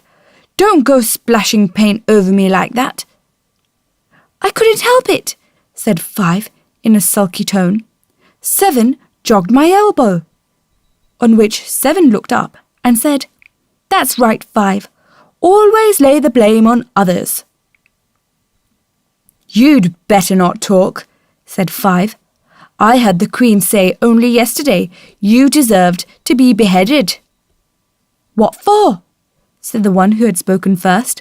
"That's none of your business, too," said 7. "Yes, it is his business," said 5, "and I'll tell him. It was for bringing the cook tulip roots instead of onions." 7 flung down his brush and had just begun. "Well, of all the unjust things," when his eye chanced to fall upon Alice as she stood watching them, and he checked himself suddenly. The others looked round also, and all of them bowed low. "Would you tell me," said Alice a little timidly, "why you are painting those roses?" 5 and 7 said nothing, but looked at 2. 2 began in a low voice. "Why, the fact is, you see, miss, this here ought to have been a red rose tree, and we put a white one in by mistake, and if the Queen was to find out, we should all have our heads cut off, you know. So you see, miss, we're doing our best afore she comes to—" At this moment, 5, who had been anxiously looking across the garden, called out, "The Queen! The Queen!" And the 3 gardeners instantly threw themselves flat upon their faces. There was a sound of many footsteps, and Alice looked round, eager to see the Queen. First came 10 soldiers carrying clubs. These were all shaped like the 3 gardeners, oblong and flat, with their hands and feet at the corners. Next, the 10 courtiers. These were ornamented all over with diamonds, and walked 2 and 2 as the soldiers did. After these came the royal children. There were 10 of them, and the little dears came jumping merrily along hand in couples. They were all ornamented with hearts. Next came the guests, mostly kings and queens, and among them Alice recognized the white rabbit. It was talking in a hurried, nervous manner, smiling at everything that was said, and went by without noticing her. Then followed the Knave of Hearts, carrying the king's crown on a crimson velvet cushion. And, last of all this grand procession, came the King and Queen of Hearts. Alice was rather doubtful whether she ought not to lie down on her face like the 3 gardeners, but she could not remember ever having heard of such a rule at processions. And besides, what would be the use of a procession, thought she, if people had all to lie down upon their faces so that they couldn't see it? So she stood still where she was and waited. When the procession came opposite to Alice, they all stopped and looked at her, and the Queen said severely, "Who is this?" She said it to the Knave of Hearts, who only bowed and smiled in reply. "Idiot!" said the Queen, tossing her head impatiently, and turning to Alice, she went on, What's your name, child?" "My name is Alice, so please your Majesty," said Alice very politely, but she added to herself, "Why, they're only a pack of cards after all. I needn't be afraid of them." "And who are these?" said the Queen, pointing to the 3 gardeners who were lying round the rose tree. For you see, as they were lying on their faces, and the pattern on their backs was the same as the rest of the pack, she could not tell whether they were gardeners or soldiers or courtiers, or 3 of her own children. "How should I know?" said Alice, surprised at her own courage. "It's no business of mine." The Queen turned crimson with fury, and after glaring at her for a moment like a wild beast, screamed, "Off with her head! Off!" "Nonsense," said Alice, very loudly and decidedly, and the Queen was silent. The King laid his hand upon her arm and timidly said, "Consider, my dear, she is only a child." The Queen turned angrily away from him and said to the knave, "Turn them over." The knave did so, very carefully, with 1 foot. "Get up," said the Queen in a shrill, loud voice, and the 3 gardeners instantly jumped up and began bowing to the King, the Queen, the royal children, and everybody else. "Leave off that," screamed the Queen. "You make me giddy." And then, turning to the rose tree, she went on, "What have you been doing here?" "May it please your Majesty," said 2 in a very humble tone, going down on 1 knee as he spoke. "We were trying—" "I see," said the Queen, who had meanwhile been examining the roses. "Off with their heads!" And the procession moved on, 3 of the soldiers remaining behind to execute the unfortunate gardeners, who ran to Alice for protection. "You shan't be beheaded," said Alice, and she put them into a large flower pot that stood near. The 3 soldiers wandered about for a minute or 2, looking for them, and then quietly marched off after the others. "Are their heads off?" shouted the Queen. "Their heads are gone, if it please your Majesty," the soldiers shouted in reply. "That's right," shouted the Queen. "Can you play croquet?" The soldiers were silent and looked at Alice as the question was evidently meant for her.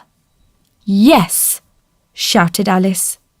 "Come on then," roared the Queen, and Alice joined the procession, wondering very much what would happen next.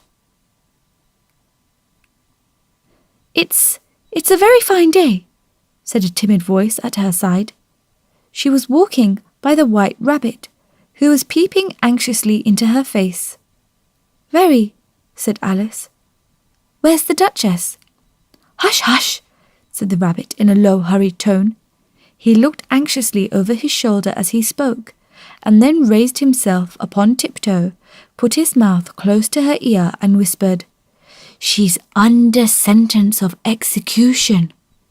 "What for?" said Alice. "Did you say, 'What a pity'?" the Rabbit asked. "No, I didn't," said Alice. "I don't think it's at all a pity. I said, 'What for?'" "She boxed the Queen's ears," the Rabbit began. Alice gave a little scream of laughter. "Oh, hush!" the Rabbit whispered in a frightened tone. "The Queen will hear you. You see, she came rather late, and the Queen said—" "Get to your places!" shouted the Queen in a voice of thunder, and people began running about in all directions, tumbling up against each other. However, they got settled down in a minute or 2, and the game began.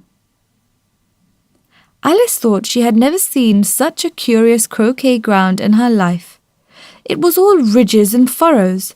The bulls were live hedgehogs, the mallets live flamingos, and the soldiers had to double themselves up and to stand on their hands and feet to make the arches. The chief difficulty Alice found at first was in managing her flamingo.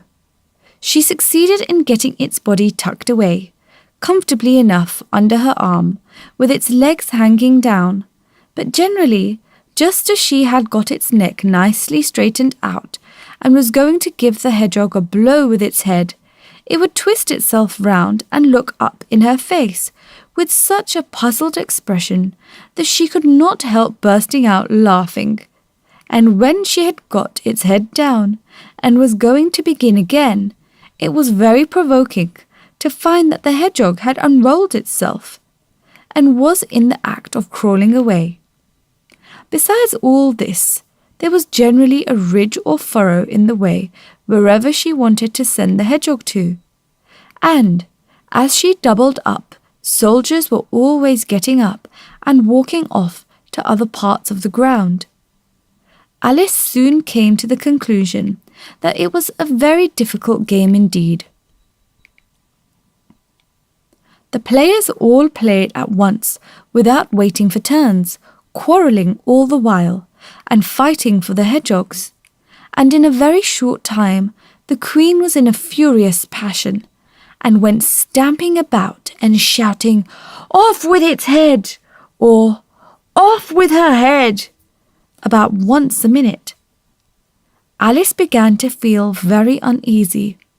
To be sure, she had not as yet had any dispute with the queen, but she knew that it might happen any minute. And then, thought she, what would become of me? They're dreadfully fond of beheading people here. The great wonder is that there's anyone left alive. She was looking about for some way of escape, and wondering whether she could get away without being seen, when she noticed a curious appearance in the air. It puzzled her very much at first, but after watching it a minute or two, she made it out to be a grin, and she said to herself, "It's the Cheshire Cat. Now I shall have somebody to talk to." "How are you getting on?" said the cat, as soon as there was mouth enough for it to speak with. Alice waited till the eyes appeared, and then nodded. "It's no use speaking to it," she thought, "till its ears have come, or at least one of them." In another minute the whole head appeared, and then Alice put down her flamingo and began an account of the game. Feeling very glad she had someone to listen to her. The cat seemed to think that there was enough of it now in sight, and no more of it appeared. "I don't think they play at all fairly," Alice began, in rather a complaining tone, "and they all quarrel so dreadfully one can't hear oneself speak. And they don't seem to have any rules in particular. At least, if there are, nobody attends to them. And you've no idea how confusing it is, all the things being alive. For instance, there's the arch I've got to go through next, walking about at the other end of the ground, and I should have croqueted the Queen's hedgehog just now, only it ran away when it saw mine coming." "How do you like the Queen?" said the cat in a low voice. "Not at all," said Alice. "She's so extremely." Just then, she noticed that the Queen was close behind her, listening. So she went on, "Likely to win, that it's hardly worthwhile finishing the game." The Queen smiled and passed on. "Who are you talking to?" said the King, going up to Alice and looking at the cat's head with great curiosity. "It's a friend of mine, a Cheshire Cat," said Alice. "Allow me to introduce it." "I don't like the look of it at all," said the King. "However, it may kiss my hand if it likes." "I'd rather not," the cat remarked. "Don't be impertinent," said the King. And don't look at me like that." He got behind Alice as he spoke. "A cat may look at a king," said Alice. "I've read that in some book, but I don't remember where." "Well, it must be removed," said the king very decidedly, and he called the queen, who was passing at the moment. "My dear, I wish you would have this cat removed." The queen had only one way of settling all difficulties, great or small.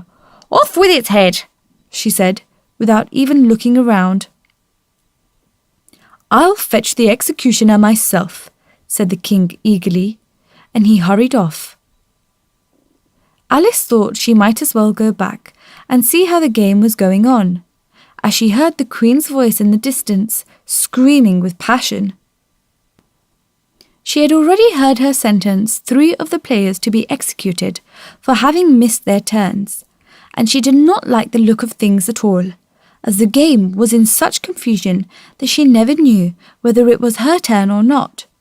So she went in search of her hedgehog. The hedgehog was engaged in a fight with another hedgehog, which seemed to Alice an excellent opportunity for croqueting one of them with the other. The only difficulty was that her flamingo was gone across to the other side of the garden, where Alice could see it trying in a helpless sort of way to fly up into a tree. By the time she had caught the flamingo and brought it back, the fight was over, and both the hedgehogs were out of sight. But it doesn't matter much, thought Alice, as all the archers are gone from this side of the ground.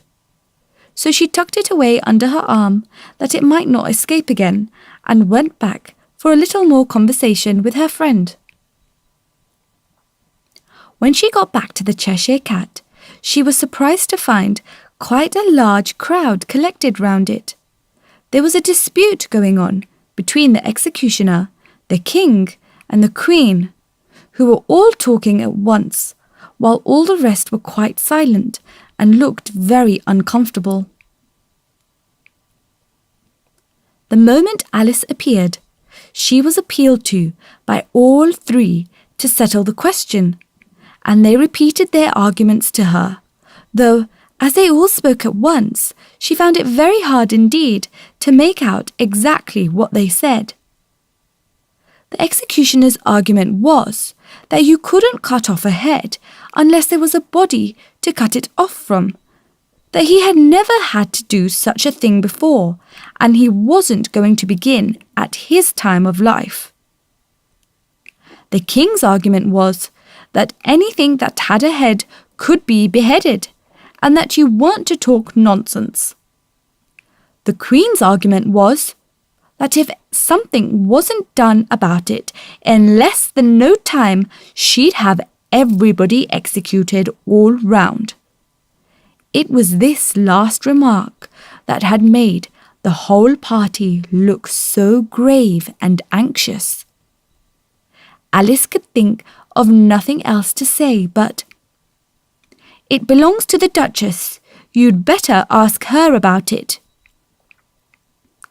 "She's in prison," the queen said to the executioner. "Fetch her here." And the executioner went off like an arrow.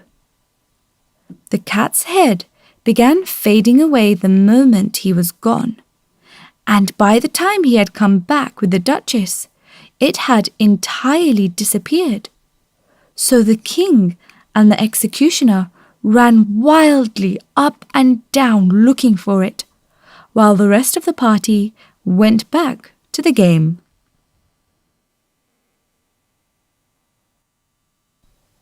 Chapter 9. The Mock Turtle's Story. "You can't think how glad I am to see you again, you dear old thing," said the Duchess, as she tucked her arm affectionately into Alice's, and they walked off together. Alice was very glad to find her in such a pleasant temper, and thought to herself that perhaps it was only the pepper that had made her so savage when they met in the kitchen. "When I'm a duchess," she said to herself, not in a very hopeful tone though. "I won't have any pepper in my kitchen at all. Soup does very well without. Maybe it's always pepper that makes people hot-tempered," she went on, very much pleased at having found out a new kind of rule.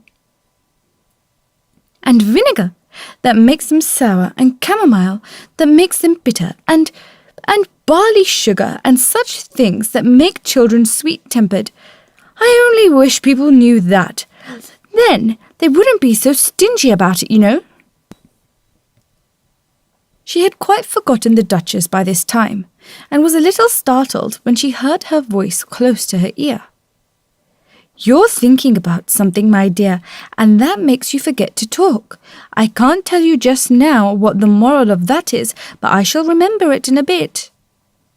"Perhaps it hasn't one," Alice ventured to remark. "Tut, tut, child," said the Duchess. "Everything's got a moral, if only you can find it."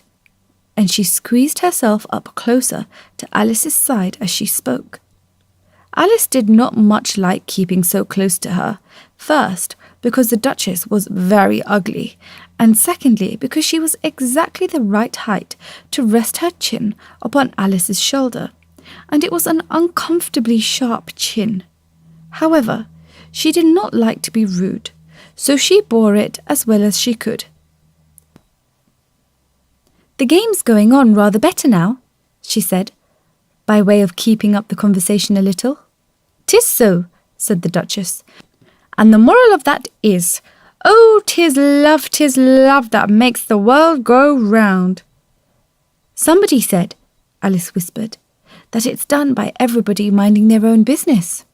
"Ah, well, it means much the same thing," said the Duchess, digging her sharp little chin into Alice's shoulder, as she added, "And the moral of that is, take care of the sense and the sounds will take care of themselves."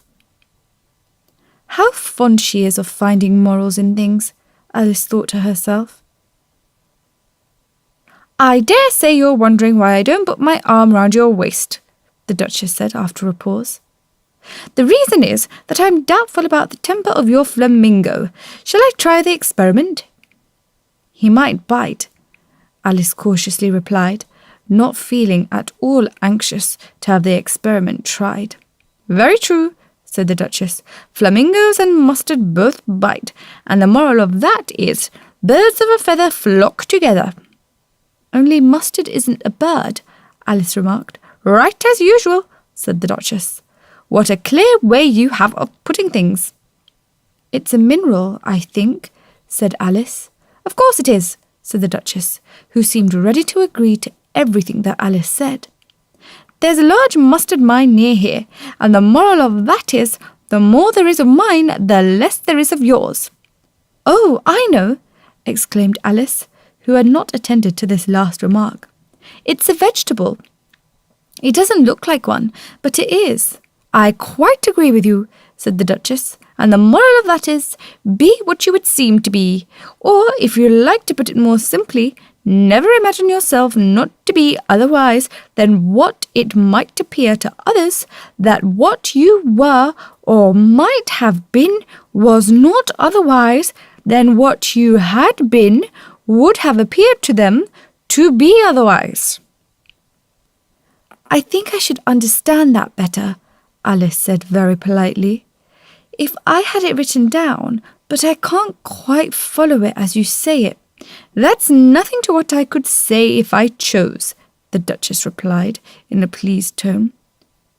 "Pray don't trouble yourself to say it any longer than that," said Alice. "Oh, don't talk about trouble," said the Duchess. "I make you a present of everything I've said as yet." A cheap sort of present, thought Alice. I'm glad they don't give birthday presents like that. But she did not venture to say it out loud. "Thinking again?" the Duchess asked, with another dig of her sharp little chin. "I've a right to think," said Alice sharply, for she was beginning to feel a little worried. "Just about as much right," said the Duchess, "as pigs have to fly, and them—" But here, to Alice's great surprise, the Duchess's voice died away, even in the middle of her favourite word, moral. And the arm that was linked into hers began to tremble.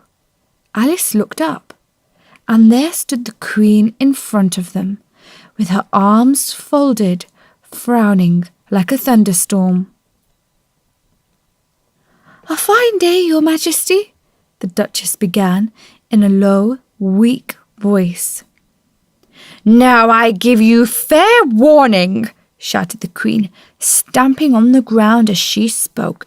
"Either you or your head must be off, and that in about half no time. Take your choice." The Duchess took her choice and was gone in a moment. "Let's go on with the game," the Queen said to Alice, and Alice was too much frightened to say a word, but slowly followed her back to the Croquet-Ground. The other guests had taken advantage of the Queen's absence and were resting in the shade. However, the moment they saw her, they hurried back to the game, the Queen merely remarking that a moment's delay would cost them their lives. All the time they were playing, the Queen never left off quarrelling with the other players and shouting, "Off with his head!" or "Off with her head!" Those whom she sentenced were taken into custody by the soldiers, who of course had to leave off being archers to do this, so that by the end of half an hour or so there were no archers left, and all the players except the King, the Queen, and Alice were in custody and under sentence of execution. Then the Queen left off, quite out of breath, and said to Alice, "Have you seen my mock turtle yet?" "No," said Alice. "I don't even know what a mock turtle is." "It's a thing mock turtle soup is made from," said the Queen. "I never saw one or heard of one," said Alice. "Come on then," said the Queen, "and he shall tell you his story." As they walked off together, Alice heard the King say, in a low voice, to the company generally, "You are all pardoned."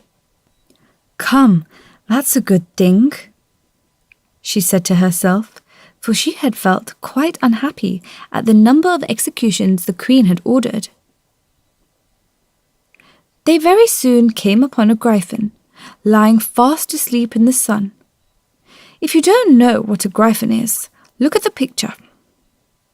"Up, lazy thing," said the Queen, "and take this young lady to see the mock turtle and to hear his story. I must go back and see after some executions I have ordered." And she walked off, leaving Alice alone with the Gryphon. Alice did not quite like the look of the creature, but on the whole she thought it would be quite as safe to stay with it as to go after that savage Queen. So she waited. The Gryphon sat up and rubbed its eyes. Then it watched the Queen till she was out of sight. Then it chuckled. "What fun!" said the Gryphon, half to itself, half to Alice. "What is the fun?" said Alice. "Why, she," said the Gryphon. "It's all her fancy, that. They never executes nobody, you know. Come on." "Everybody says come on here," thought Alice, as she went slowly after it. "I never was so ordered about in all my life, never." They had not gone far before they saw the mock turtle in the distance, sitting sad and lonely on a little ledge of rock, and as they came nearer, Alice could hear him sighing as if his heart would break. She pitied him deeply. "What is his sorrow?" she asked the Gryphon, and the Gryphon answered, very nearly in the same words as before, "It's all his fancy, that. He hasn't got no sorrow, you know. Come on." So they went up to the mock turtle, who looked at them with large eyes full of tears, but said nothing. "This here young lady," said the Gryphon, "she wants for to know your history, she do." "I'll tell it her," said the mock turtle in a deep, hollow voice. "Sit down, both of you, and don't speak a word till I've finished." So they sat down, and nobody spoke for some minutes. Alice thought to herself, "I don't see how he can ever finish if he doesn't begin." But she waited patiently. "Once," said the mock turtle at last with a deep sigh, "I was a real turtle." These words were followed by a very long silence, broken only by an occasional exclamation of "Hush!" from the Gryphon and the constant heavy sobbing of the Mock Turtle. Alice was very nearly getting up and saying, "Thank you, sir, for your interesting story," but she could not help thinking there must be more to come. So she sat still and said nothing. "When we were little," the Mock Turtle went on at last, more calmly, though still sobbing a little now and then, "we went to school in the sea. The master was an old turtle. We used to call him Tortoise." "Why did you call him Tortoise if he wasn't one?" Alice asked. "We called him Tortoise because he taught us," said the Mock Turtle angrily. "Really, you are very dull." "You ought to be ashamed of yourself for asking such a simple question," added the Gryphon, and then they both sat silent and looked at poor Alice, who felt ready to sink into the earth. At last the Gryphon said to the Mock Turtle, "Drive on, old fellow! Don't be all day about it." And he went on in these words, "Yes, we went to school in the sea, though you mayn't believe it." "I never said I didn't," interrupted Alice. "You did," said the Mock Turtle. "Hold your tongue," added the Gryphon before Alice could speak again. The Mock Turtle went on. "We had the best of educations, in fact. We went to school every day." "I've been to day school too," said Alice. "You needn't be so proud as all that." "With extras?" asked the Mock Turtle a little anxiously. "Yes," said Alice. "We learned French and music." "And washing?" said the Mock Turtle. "Certainly not," said Alice indignantly. "Ah, then yours wasn't a really good school," said the Mock Turtle in a tone of great relief. "Now, at ours, they had at the end of the bill French, music, and washing extra." "You couldn't have wanted it much," said Alice, living at the bottom of the sea. "I couldn't afford to learn it," the Mock Turtle, with a sigh. "I only took the regular course." "What was that?" inquired Alice. "Reeling and writhing, of course, to begin with," the Mock Turtle replied, "and then the different branches of arithmetic, ambition, distraction, uglification, and derision." "I never heard of uglification," Alice ventured to say. "What is it?" The Gryphon lifted up both its paws in surprise. "What? Never heard of uglifying?" it exclaimed. "You know what to beautify is, I suppose." "Yes," said Alice doubtfully. "It means to make anything prettier." "Well then," the Gryphon went on, "if you don't know what to uglify is, you are a simpleton." Alice did not feel encouraged to ask any more questions about it, so she turned to the Mock Turtle and said, "What else had you to learn?" "Well, there was mystery," the Mock Turtle replied, counting off the subjects on his flappers. "Mystery, ancient and modern, with seography. Then drawling. The drawling master was an old conger eel. They used to come once a week. He taught us drawling, stretching, and fainting in coils." "What was that like?" said Alice. "Well, I can't show it to you myself," the Mock Turtle said. "I'm too stiff, and the Gryphon never learnt it." "Hadn't time," said the Gryphon. "I went to the classics master, though. He was an old crab, he was." "I never went to him," the Mock Turtle said with a sigh. "He taught laughing and grief, they used to say." So he did, said the Gryphon, sighing in his turn, and both creatures hid their faces in their paws. "And how many hours a day did you do lessons?" said Alice, in a hurry to change the subject. 10 hours a day, said the Mock Turtle, 9 the next, and so on.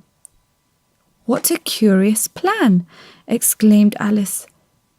"That's the reason they're called lessons," the Gryphon remarked, "because they lesson from day to day."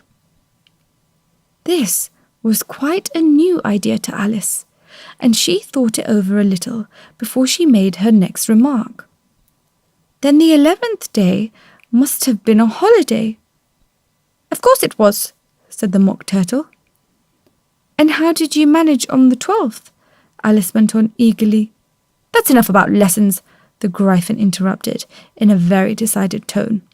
Tell her something about the games now.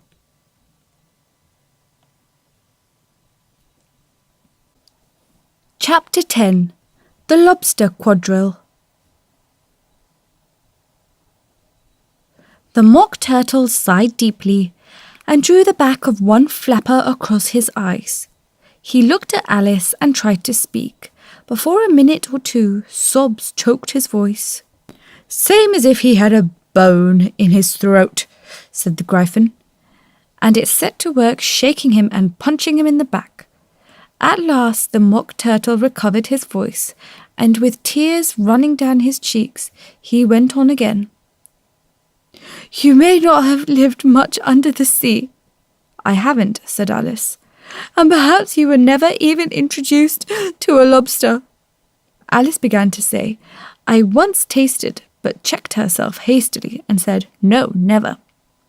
So you can have no idea what a delightful thing a lobster quadrille is. No, indeed, said Alice. What sort of dance is it? Why, said the Gryphon, you first form into a line along the seashore. 2 lines, cried the Mock Turtle. Seals, turtles, salmon, and so on. Then when you've cleared all the jellyfish out of the way, that generally takes some time, interrupted the Gryphon. You advance twice, each with a lobster as a partner, cried the Gryphon. Of course, the Mock Turtle said. Advance twice, set 2 partners. Change lobsters and retire in the same order, continued the Gryphon. Then, you know, the Mock Turtle went on, you throw the lobsters, shouted the Gryphon with a bound into the air, as far out to sea as you can. Swim after them, screamed the Gryphon. Turn a somersault in the sea, cried the Mock Turtle, capering wildly about. Change lobsters again, yelled the Gryphon at the top of his voice. Back to land again, and that's all the first figure, said the Mock Turtle, suddenly dropping his voice. And the 2 creatures, who had been jumping about like mad things all this time, sat down again very sadly and quietly, and looked at Alice. It must be a very pretty dance, said Alice timidly. Would you like to see a little of it? Said the Mock Turtle. Very much indeed, said Alice. Come, let's try the first figure, said the Mock Turtle to the Gryphon. We can do without lobsters, you know. Which shall sing? Oh, you sing, said the Gryphon. I've forgotten the words. So they began solemnly dancing round and round Alice, every now and then treading on her toes when they passed too close, and waving their forepaws to mark the time, while the Mock Turtle sang this very slowly and sadly. Will you walk a little faster? Said a whiting to a snail. There's a porpoise close behind us, and he's treading on my tail. See how eagerly the lobsters and the turtles all advance. They are waiting on the shingle. Will you come and join the dance? Will you, won't you, will you, won't you join the dance? Will you, won't you join this dance? You can really have no notion how delightful it will be when they take us up and throw us with the lobsters out to sea. But the snail replied, too far, and gave a look askance. Said he thanked the whiting kindly, but he would not join the dance. Would not, could not join the dance. Would not, could not join the dance. What matters it how far we go? His scaly friend replied. There is another shore, you know, upon the other side. The further off from England, the nearer is to France. Then turn not pale, beloved snail, but come and join the dance. Will you, won't you, will you join the dance? Will you, won't you join the dance? Thank you. It's a very interesting dance to watch, said Alice, feeling very glad that it was over at last. And I do so like that curious song about the whiting. Oh, as to the whiting, said the Mock Turtle. You've seen them, of course. Yes, said Alice. I've often seen them at She checked herself hastily. I don't know where Din may be, said the Mock Turtle, but if you've seen them so often, of course you know what they're like. I believe so, Alice replied thoughtfully. They have their tails in their mouths, and they're all over crumbs. You're wrong about the crumbs, said the Mock Turtle. Crumbs would wash off in the sea. But they have their tails in their mouths, and the reason is... Here, the Mock Turtle yawned and shut his eyes. Tell her about the reason and all that, he said to the Gryphon. The reason is, said the Gryphon, that they would go with the lobsters to the dance. So they got thrown out to sea. So they had to fall a long way. So they got their tails in their mouths. So they couldn't get them out again. That's all. Thank you, said Alice. It's very interesting. I never knew so much about a whiting before. I can tell you more than that if you like, said the Gryphon. Do you know why it's called whiting? I never thought about it, said Alice. Why? It does the boots and shoes, the Gryphon replied very solemnly. Alice was thoroughly puzzled. Does their boots and shoes? She repeated in a wondering tone. Why, what are your shoes done with? Said the Gryphon. I mean, what makes them so shiny? Alice looked down at them and considered a little before she gave her answer. They're done with blacking, I believe. Boots and shoes under the sea, the Gryphon went on in a deep voice, are done with a whiting. Now you know. And what are they made of? Alice asked in a tone of great curiosity. Soles and eels, of course, the Gryphon replied rather impatiently. Any shrimp could have told you that. If I'd been the whiting, said Alice, whose thoughts were still running on the song, I'd have said to the porpoise, keep back, please. We don't want you with us. They were obliged to have him with them, the Mock Turtle said. No wise fish would go anywhere without a porpoise. Wouldn't it really? Said Alice in a tone of great surprise. Of course not, said the Mock Turtle. Why, if a fish came to me and told me he was going on a journey, I should say with what porpoise? Don't you mean purpose? Said Alice. I mean what I say, the Mock Turtle replied in an offended tone, and the Gryphon added, Come, let's hear some of your adventures. I could tell you my adventures, beginning from this morning, said Alice a little timidly, but it's no use going back to yesterday, because I was a different person then. Explain all that, said the Mock Turtle. No, the adventures first, said the Gryphon in an impatient tone. Explanations take such a dreadful time. So Alice began telling them her adventures, from the time when she first saw the White Rabbit. She was a little nervous about it just at first. The two creatures got so close to her, one on each side, and opened their eyes and mouths so very wide. But she gained courage as she went on. Her listeners were perfectly quiet till she got to the part about her repeating, You are old, Father William, to the caterpillar, and the words all coming different. And then the Mock Turtle drew a long breath and said, That's very curious. It's all about as curious as it can be, said the Gryphon. It all came different, the Mock Turtle repeated thoughtfully. I should like to hear her try and repeat something now. Tell her to begin. He looked at the Gryphon as if he thought it had some kind of authority over Alice. Stand up and repeat. 'Tis the voice of the sluggard, said the Gryphon. How the creatures order one about and make one repeat lessons, thought Alice. I might as well be at school at once.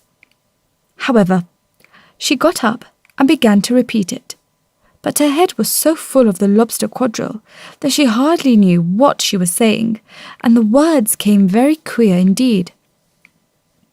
"'Tis the voice of the lobster," I heard him declare. "You have baked me too brown, I must sugar my hair. As the duck with its eyelids, so he with his nose trims his belt and his buttons, and turns out his toes. When the sands are all dry, he is gay as a lark, and will talk in contemptuous tones of the shark. But when the tide rises and sharks are around, his voice has a timid and tremulous sound." "That's different from what I used to say when I was a child," said the Gryphon. "Well, I never heard it before," said the Mock Turtle, "but it sounds uncommon nonsense." Alice said nothing. She sat down with her face in her hands, wondering if anything would ever happen in a natural way again. "I should like to have it explained," said the Mock Turtle. "She can't explain it," said the Gryphon hastily. "Go on with the next verse." "But about his toes," the Mock Turtle persisted. "How could he turn them out with his nose, you know?" "It's the first position in dancing," Alice said, but was dreadfully puzzled by the whole thing and longed to change the subject. "Go on with the next verse," the Gryphon repeated impatiently. "It begins, 'I passed by his garden.'" Alice did not dare to disobey, though she felt sure it would all come wrong, and she went on in a trembling voice. "I passed by his garden and marked with one eye how the owl and the panther were sharing a pie. The panther took pie crust and gravy and meat, while the owl had the dish as its share of the treat. When the pie was all finished, the owl as a boon was kindly permitted to pocket the spoon, while the panther received knife and fork with a growl, and concluded the banquet." "What is the use of repeating all that stuff?" the Mock Turtle interrupted, "if you don't explain it as you go on? It's by far the most confusing thing I ever heard." "Yes, I think you'd better leave off," said the Gryphon, and Alice was only too glad to do so. "Shall we try another figure of the lobster quadrille?" the Gryphon went on. "Or would you like the Mock Turtle to sing you a song?" "Oh, a song, please, if the Mock Turtle would be so kind," Alice replied. So eagerly the Gryphon said, in a rather offended tone, "No accounting for tastes. Sing her turtle soup, will you, old fellow?" The Mock Turtle sighed deeply and began, in a voice sometimes choked with sobs, to sing this. "Beautiful soup, so rich and green, waiting in a hot tureen. Who for such dainties would not stoop? Soup of the evening, beautiful soup. Soup of the evening, beautiful soup. Beautiful soup. Beautiful soup. Soup of the evening, beautiful, beautiful soup. Beautiful soup, who cares for fish, game or any other dish? Who would not give all else for 2 pennyworth only of beautiful soup?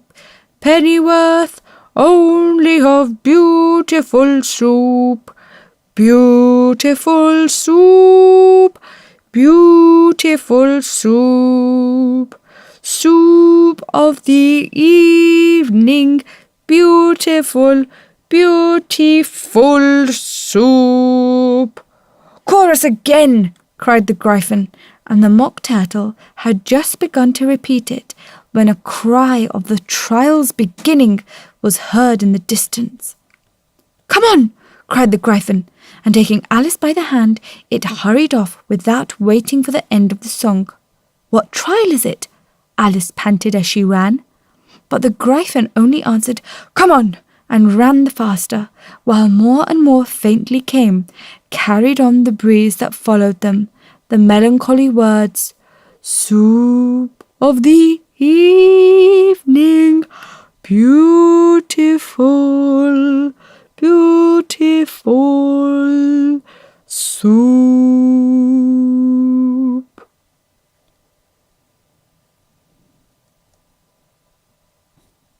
Chapter 11.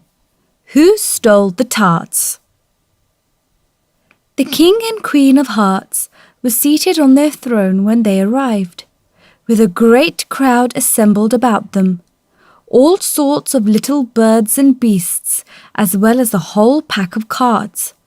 The knave was standing before them, in chains, with a soldier on each side to guard him, and near the king was the white rabbit, with a trumpet in one hand and a scroll of parchment in the other. In the very middle of the court was a table, with a large dish of tarts upon it. They looked so good that it made Alice quite hungry to look at them. "I wish they'd get the trial done," she thought, "and hand round the refreshments." But there seemed to be no chance of this, so she began looking at everything about her, to pass away the time. Alice had never been in a court of justice before, but she had read about them in books, and she was quite pleased to find that she knew the name of nearly everything there. "That's the judge," she said to herself, because of his great wig. The judge, by the way, was the king, and as he wore his crown over the wig, he did not look at all comfortable, and it was certainly not becoming. "And that's the jury box," thought Alice. "And those 12 creatures," she was obliged to say creatures, you see, because some of them were animals and some were birds. "I suppose they are the jurors." She said this last word 2 or 3 times over to herself, being rather proud of it, for she thought, and rightly too, that very few little girls of her age knew the meaning of it at all. However, jurymen would have done just as well. The 12 jurors were all writing very busily on slates. "What are they doing?" Alice whispered to the Gryphon. "They can't have anything to put down yet, before the trial's begun." "They're putting down their names," the Gryphon whispered in reply, "for fear they should forget them before the end of the trial."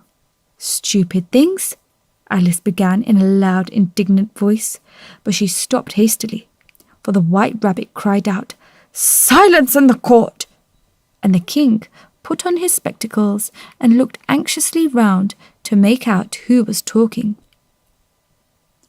Alice could see, as well as if she were looking over their shoulders, that all the jurors were writing down stupid things on their slates, and she could even make out one of them didn't know how to spell stupid, and that he had to ask his neighbour to tell him.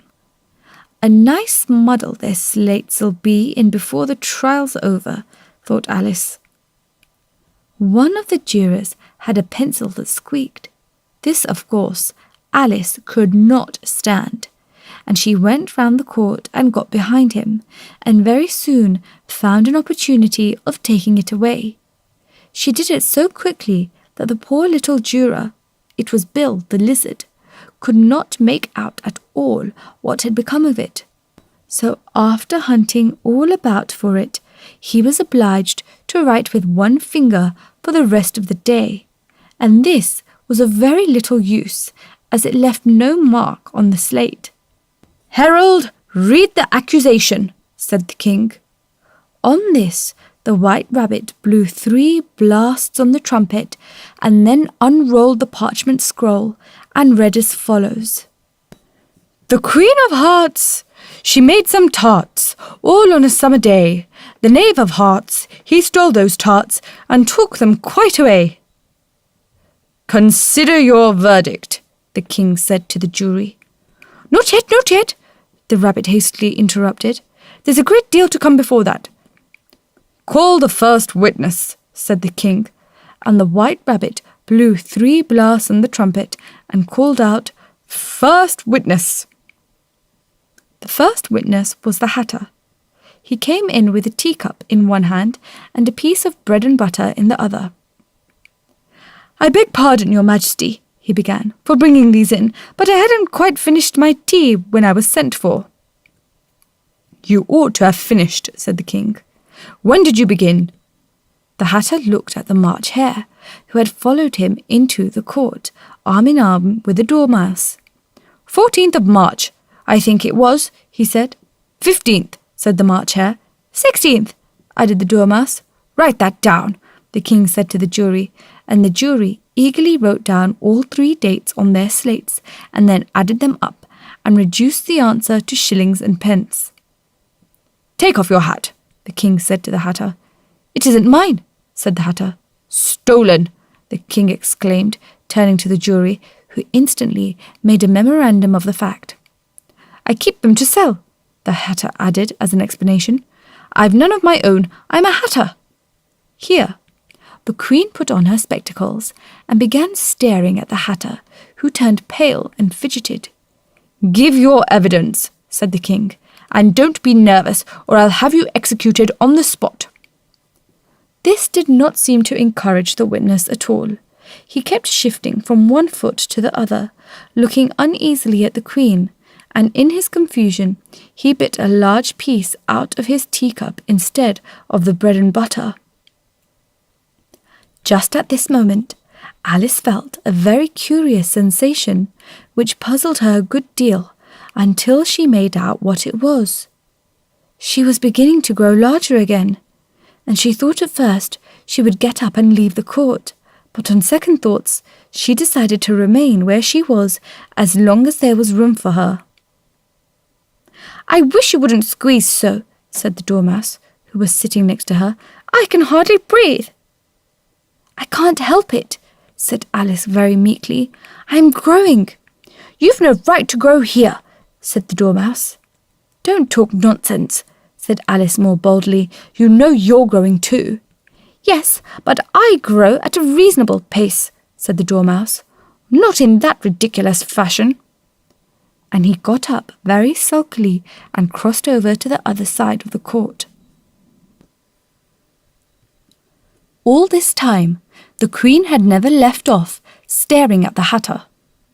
And just as the Dormouse crossed the court, she said to one of the officers of the court, Bring me the list of the singers in the last concert. On which the wretched Hatter trembled so that he shook both his shoes off. Give your evidence, the king repeated angrily, or I'll have you executed, whether you're nervous or not. I'm a poor man, Your Majesty, the Hatter began in a trembling voice, and I hadn't begun my tea, not above a week or so, and with what the bread and butter getting so thin, and the twinkling of the tea. The twinkling of the what? Said the king. It began with the tea, the Hatter replied. Of course twinkling begins with a tea, said the king sharply. Do you take me for a dunce? Go on. I'm a poor man, the Hatter went on, and most things twinkled after that.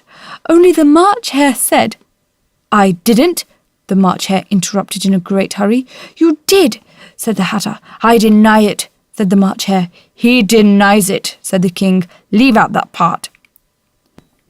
Well, at any rate, the Dormouse said, the Hatter went on, looking anxiously round to see if he would deny it too, but the Dormouse denied nothing, being fast asleep. After that, continued the Hatter, I cut some more bread and butter. But what did the Dormouse say? One of the jury asked. That I can't remember, said the Hatter. You must remember, remarked the king, or I'll have you executed. The miserable Hatter dropped his teacup and bread and butter and went down on one knee. I'm a poor man, Your Majesty, he began. You're a very poor speaker, said the king. Here, one of the guinea pigs cheered and was immediately suppressed by the officers of the court. As that is rather a hard word, I will just explain to you how it was done. They had a large canvas bag, which tied up at the mouth with strings. Into this they slipped the guinea pig head first and then sat upon it. "I'm glad I've seen that done," thought Alice. "I've so often read in newspapers at the end of trials." There were some attempts at applause, which was immediately suppressed by the officers of the court, and I never understood what it meant till now. "If that's all you know about it, you may stand down," continued the king. "I can go no lower," said the Hatter. "I'm on the floor as it is." "Then you must sit down," the king replied. Here, the other guinea pig cheered and was suppressed. "Come, that finished the guinea pigs," thought Alice. "Now we shall get on better." "I'd rather finish my tea," said the Hatter with an anxious look to the Queen, who was reading the list of singers. "You may go," said the king, and the Hatter hurriedly left the court without even waiting to put his shoes on. "And take his head off outside," the Queen added to one of the officers, but the Hatter was out of sight before the officer could get to the door. "Call the next witness," said the king. The next witness was the Duchess's cook. She carried the pepper box in her hand, and Alice guessed who it was, even before she got into the court, by the way the people near the door began sneezing all at once. "Give your evidence," said the king. "Shan't," said the cook. The king looked anxiously at the White Rabbit, who said in a low voice, "Your Majesty must cross-examine this witness." "Well, if I must, I must," the king said with a melancholy air, and after folding his arms and frowning at the cook till his eyes were nearly out of sight, he said in a deep voice, "What are tarts made of?" "Pepper mostly," said the cook. "Treacle," said a sleepy voice behind her. "Collar the dormouse." The Queen shrieked out, "Behead that dormouse! Turn that dormouse out of court! Suppress him! Pinch him! Off with his whiskers!" For some moments, the whole court was in confusion, getting the dormouse turned out, and by the time they had settled down again, the cook had disappeared. "Never mind," said the king, with an air of great relief. "Call the next witness." And he added in an undertone to the Queen, "Really, my dear, you must cross-examine the next witness. It quite makes my forehead ache." Alice watched the White Rabbit as he fumbled over the list, feeling very curious to see what the next witness would be like. "For they haven't got much evidence yet," she said to herself. Imagine her surprise when the White Rabbit read out, at the top of his shrill little voice, the name Alice.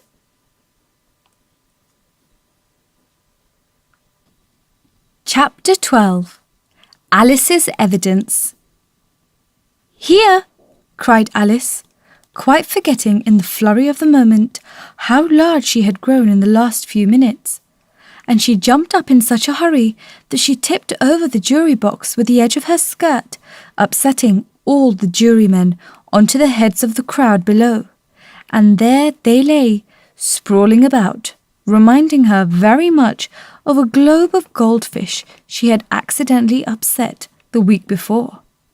"Oh, I beg your pardon," she exclaimed in a tone of great dismay, and began picking them up again as quickly as she could, for the accident of the goldfish kept running in her head, and she had a vague sort of idea that they must be collected at once and put back into the jury box, or they would die.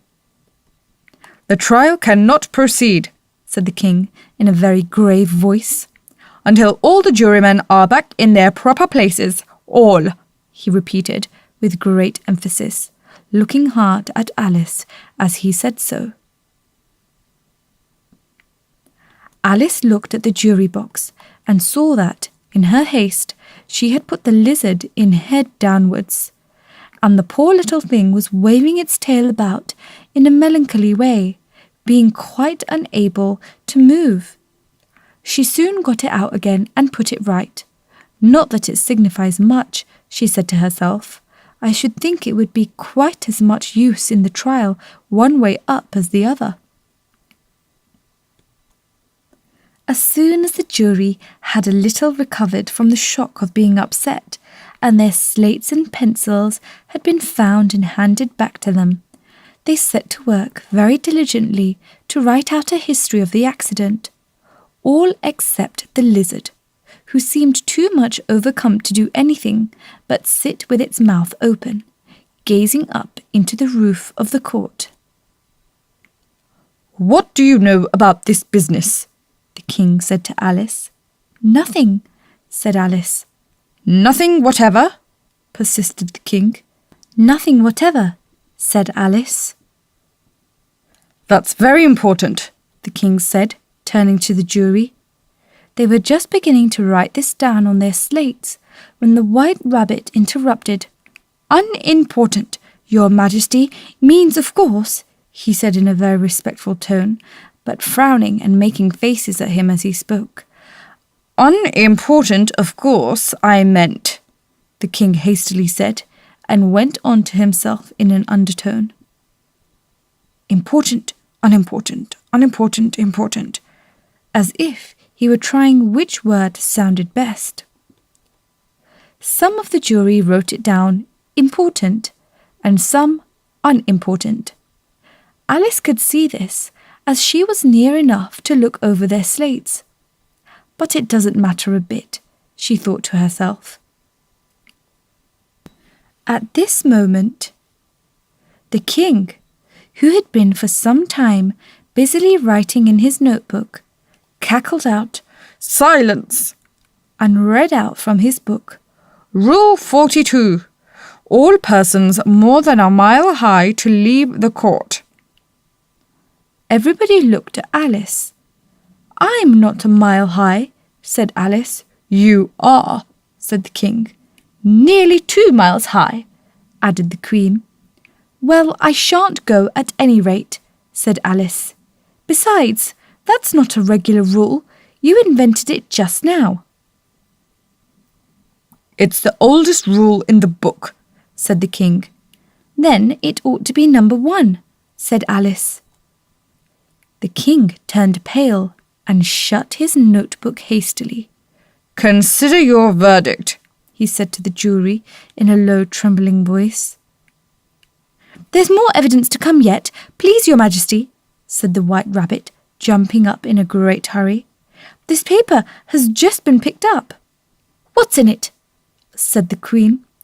"I haven't opened it yet," said the White Rabbit, "but it seems to be a letter, written by the prisoner to somebody."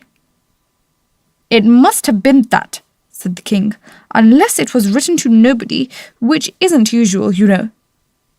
"Who is it directed to?" said one of the jurymen. "It isn't directed at all," said the White Rabbit. "In fact, there's nothing written on the outside." He unfolded the paper as he spoke, and added, "It isn't a letter after all. It's a set of verses." "Are they in the prisoner's handwriting?" asked another of the jurymen. "No, they're not," said the White Rabbit, "and that's the queerest thing about it." The jury all looked puzzled. "He must have imitated somebody else's hand," said the king. The jury all brightened up again. "Please, Your Majesty," said the knave, "I didn't write it, and they can't prove I did. There's no name signed at the end." "If you didn't sign it," said the king, "that only makes the matter worse. You must have meant some mischief, or else you'd have signed your name like an honest man." There was a general clapping of hands at this. It was the first really clever thing the king had said that day. "That proves his guilt," said the Queen. "It proves nothing of the sort," said Alice. "Why, you don't even know what they're about." "Read them," said the king. The White Rabbit put on his spectacles. "Where shall I begin, please, Your Majesty?" he asked. "Begin at the beginning," the king said gravely, "and go on till you come to the end, then stop." These were the verses the White Rabbit read. "They told me you had been to her and mentioned me to him. She gave me a good character, but said I could not swim. He sent them word I had not gone. We know it to be true. If she should push the matter on, what would become of you? I gave her 1, they gave him 2. You gave us 3 or more. They all returned from him to you, though they were mine before. If I or she should chance to be involved in this affair, he trusts to you to set them free exactly as we were. My notion was that you had been, before she had this fit, an obstacle that came between him and ourselves and it. Don't let him know how she liked them best, for this must ever be a secret, kept from all the rest, between yourself and me." "That's the most important piece of evidence we've heard yet," said the king, rubbing his hands. "So now let the jury—" "If any one of them can explain it," said Alice. She had grown so large in the last few minutes that she wasn't a bit afraid of interrupting him. "I shall give him 6pence. I don't believe there's an atom of meaning in it." The jury all wrote down on their slates, "She doesn't believe there's an atom of meaning in it," but none of them attempted to explain the paper. "If there's no meaning in it," said the king, "that saves a world of trouble, you know, as we needn't try to find any. And yet I don't know," he went on, spreading out the verses on his knee and looking at them with one eye. "I seem to see some meaning in them after all. Said I could not swim. You can't swim, can you?" he added, turning to the knave. The knave shook his head sadly. "Do I look like it?" he said, which he certainly did not, being made entirely of cardboard. "All right so far," said the king, and he went on muttering over the verses to himself. "We know it to be true. That's the jury, of course. I gave her 1, they gave him 2. Why, that must be what he did with the tarts, you know." "But it goes on, they all returned from him to you," said Alice. "Why, there they are," said the king triumphantly, pointing to the tarts on the table. "Nothing had been clearer than that. Then again, before she had this fit— You never had fits, my dear, I think," he said to the queen. "Never," said the queen furiously, throwing an inkstand at the lizard as she spoke. The unfortunate little Bill had left off writing on his slate with one finger, as he found it made no mark, but he now hastily began again, using the ink that was trickling down his face as long as it lasted. "Then the words don't fit you," said the king, looking round the court with a smile. There was a dead silence. "It's a pun," the king added in an offended tone, and everybody laughed. "Let the jury consider their verdict," the king said, for about the 20th time that day. "No, no," said the queen. "Sentence first, verdict afterwards." "Stuff and nonsense," said Alice loudly. "The idea of having the sentence first." "Hold your tongue," said the queen, turning purple. "I won't," said Alice. "Off with your head," the queen shouted at the top of her voice. Nobody moved. "Who cares for you?" said Alice. She had grown to her full size by this time. "You're nothing but a pack of cards." At this, the whole pack rose up into the air and came flying down upon her. She gave a little scream, half of fright and half of anger, and tried to beat them off, and found herself lying on the bank with her head in the lap of her sister, who was gently brushing away some dead leaves that had fluttered down from the trees upon her face. "Wake up, Alice dear," said her sister. "Why, what a long sleep you've had." "Oh, I've had such a curious dream," said Alice, and she told her sister, as well as she could remember them, all these strange adventures of hers that you have just been reading about. And when she had finished, her sister kissed her and said, "It was a curious dream, dear. Certainly. But now run into your tea, it's getting late." So Alice got up and ran off, thinking while she ran, as well as she might, what a wonderful dream it had been. But her sister sat still just as she left her, leaning her head on her hand, watching the setting sun, and thinking of little Alice and all her wonderful adventures, till she too began dreaming after a fashion, and this was her dream. First, she dreamed of little Alice herself, and once again the tiny hands were clasped upon her knee, and the bright, eager eyes were looking up into hers. She could hear the very tones of her voice, and see that queer little toss of her head to keep back the wandering hair that would always get into her eyes. And still as she listened, or seemed to listen, the whole place around her became alive with the strange creatures of her little sister's dream. The long grass rustled at her feet as the white rabbit hurried by.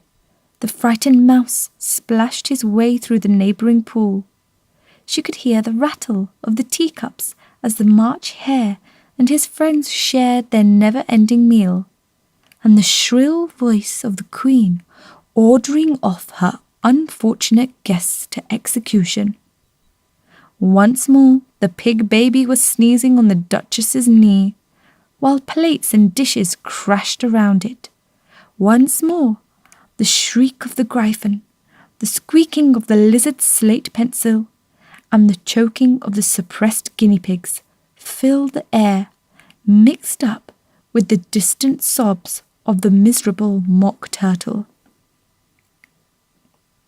So she sat on with closed eyes, and half believed herself in Wonderland, though she knew she had but to open them again, and all would change to dull reality. The grass would be only rustling in the wind, and the pool rippling to the waves of the reeds. The rattling teacups would change to tinkling sheep bells, and the Queen's shrill cries to the voice of the shepherd boy, and the sneeze of a baby, the shriek of the Gryphon, and all the other queer noises would change, she knew, to the confused clamour of the busy farmyard, while the lowing of the cattle in the distance would take the place of the mock turtle's heavy sobs.